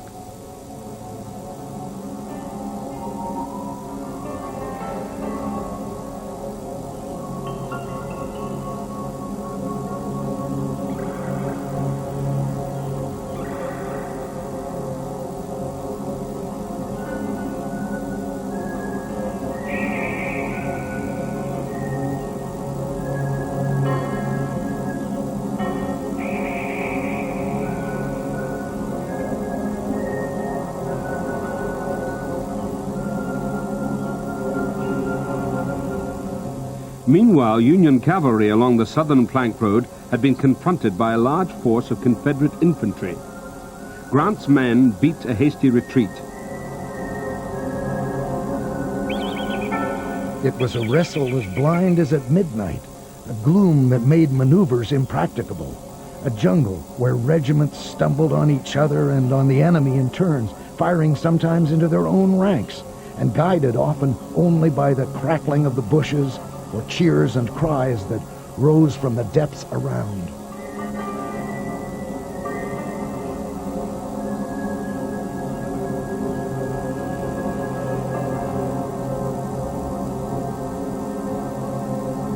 Throughout the war, frontal assaults had usually failed. The introduction of rifles and the rapid disappearance of smooth-bore muskets had given the defender the upper hand. Along both roads, inconclusive skirmishing continued. By dusk, the opposing sides had dug in, scouring the landscape with trenches. That night, Southern soldiers discussed the threat they faced. That man will fight us every day and every hour until the end of the war.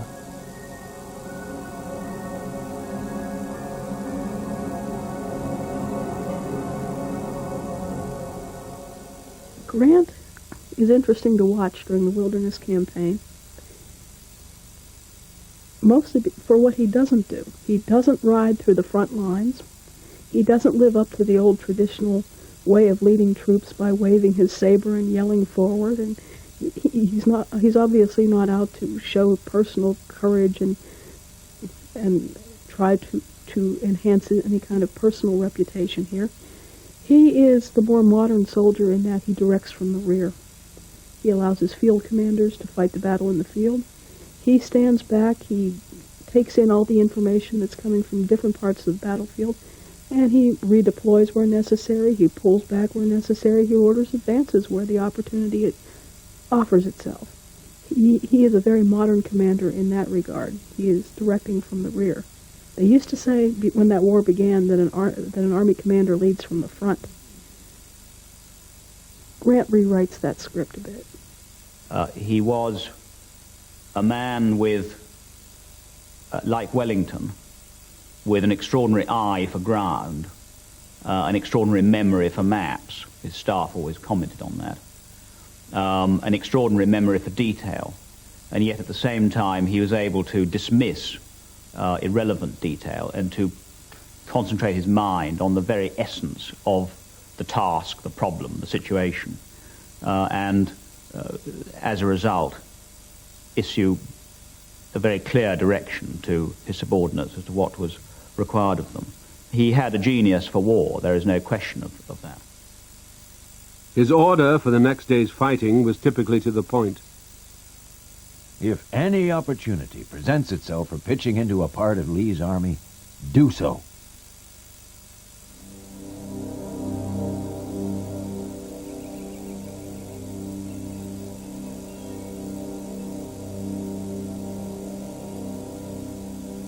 Grant ordered an early morning attack on either side of the plank road to the south. Despite the difficulties of terrain, it began well and forced the Confederate troops back as far as Lee's own camp. But artillery and the fortuitous arrival of reinforcements stopped and reversed the attack. The Confederates then launched their own assault, but it was cut short when their general was accidentally shot by his own troops.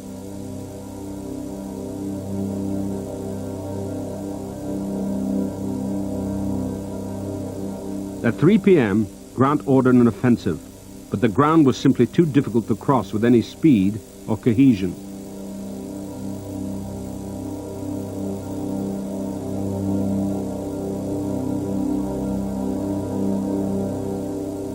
Lee made his response soon after, but he could not breach the Union defenses. Near the turnpike to the north, the Confederates discovered that the Union's right wing was weak. A strong attack beat back that end of the line, but night fell before more than a few hundred prisoners could be captured.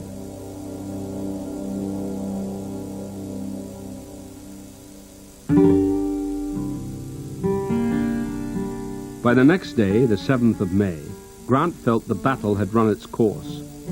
Neither side could claim victory, though Grant wrongly believed he had suffered fewer casualties than Lee. In fact, 18,000 Union troops lay dead or wounded compared to 11,000 Confederates. The Union soldiers now waited. The battle had ended in stalemate.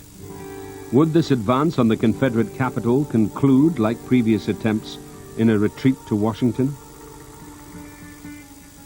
I would say Grant's greatness in the wilderness comes on the 7th, the day after the fighting is over, when his army is pulled out and heads south instead of north. Traditionally, after a big battle and after taking heavy losses, the armies separated, would go back into camp, heal their wounds, and then perhaps a few months later a fight again. I think the important contribution that Grant makes here is that he was not going to allow this breathing spell this time. He was going to continue to move south toward Richmond, put himself, or try to put himself, in a position where Lee would have to attack him, continue to fight Lee, continue to drain Lee's strength, and keep the fight going. I intend to fight along this line, if it takes all summer, he'd say. And the reason was to keep on wearing Lee down. Grant's decision to continue south, despite the high casualties, was a turning point in the conduct of the war. The Union soldiers, often demoralized in past campaigns by the order to retreat, responded with excited enthusiasm.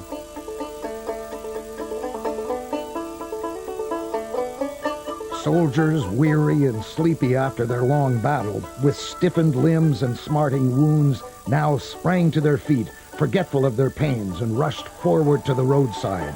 Wild cheers echoed through the forest.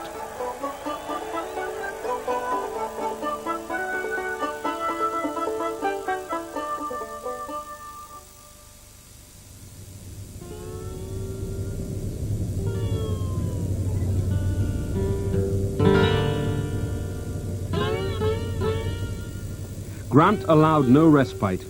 He ordered all Union armies to keep on fighting. Although throughout May the Army of the Potomac alone suffered 70,000 casualties, Grant knew that Southern resources were at breaking point. Grant was called a butcher. Most of the people who called him a butcher were Southerners.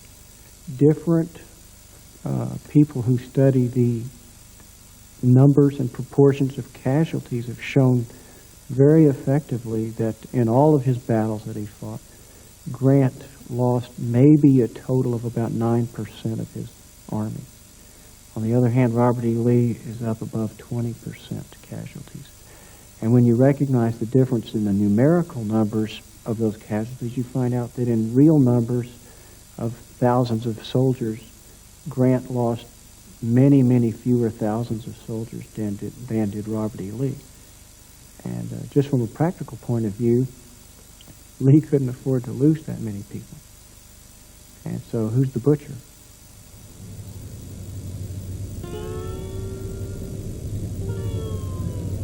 The battles continued.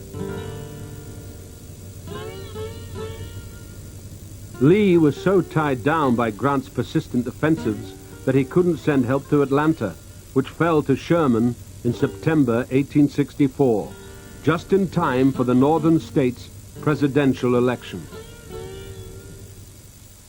I think one could argue that Grant probably, in a very real sense, was the man primarily responsible for winning the Civil War, because there was a strong peace movement growing in the North. before Grant took over. The draft was far from popular. You had draft riots not only in New York City but in others. There was a war of weariness, and he began to find soldiers. Oliver Wendell Holmes, the Supreme Court Justice, wrote after Gettysburg, "I'm not going to re-enlist." He was an officer.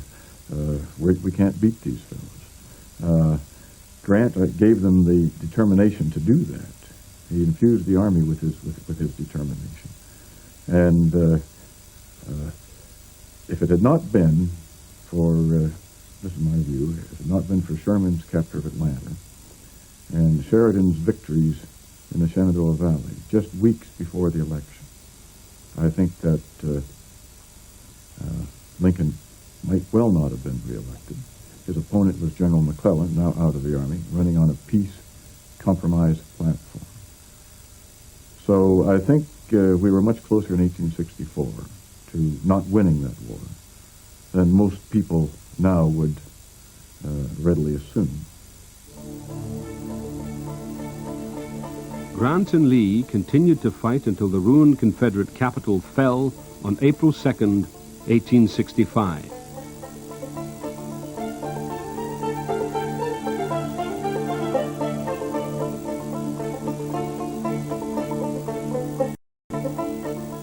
By April 9th, Lee had little option but to surrender, here at the Appomattox Courthouse. Within a month, all the other Southern armies had given up the fight.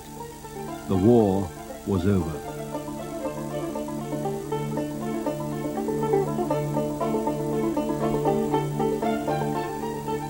The Civil War had resulted in over 1 million casualties, but Grant had been undeterred by the realities of battle. He had fought ruthlessly to destroy his opposition and to end the war.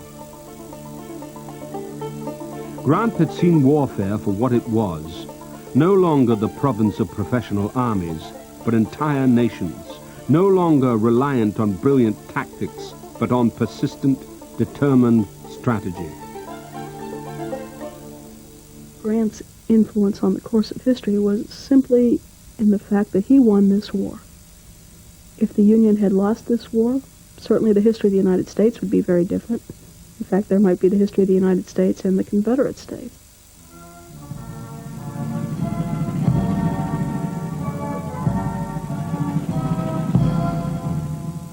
The United States was left with the task of reconstruction. The South particularly had been devastated, and its economy could no longer rely on slavery. In 1868, Grant, who had won the respect of both sides in the war, was elected president, but his 8-year presidency was undistinguished and marked by scandal involving members of his administration.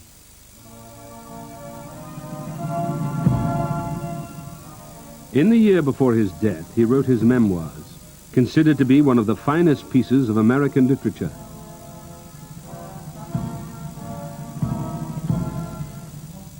With typical determination, he finished it days before he died on July 23rd, 1885.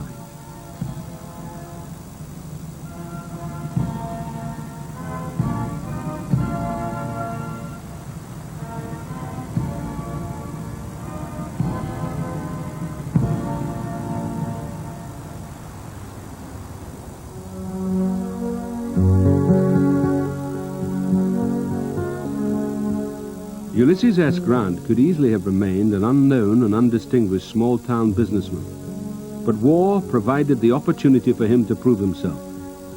The characteristics that may have ill-suited him in peacetime fueled his rise to overall military command and subsequent Union victory.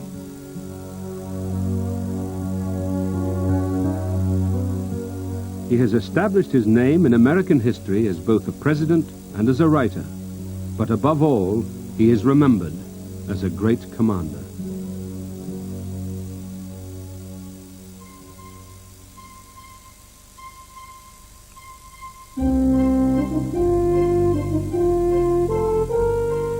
Considered by many the greatest commander of the 20th century, Stalin's military strategist Georgy Zhukov is featured in next Sunday's Great Commanders at the earlier time of 7:45. The Great Commanders programmes are available now on video. To order, please telephone the Great Commanders on 0800 55 7733. That's a 24-hour free phone service.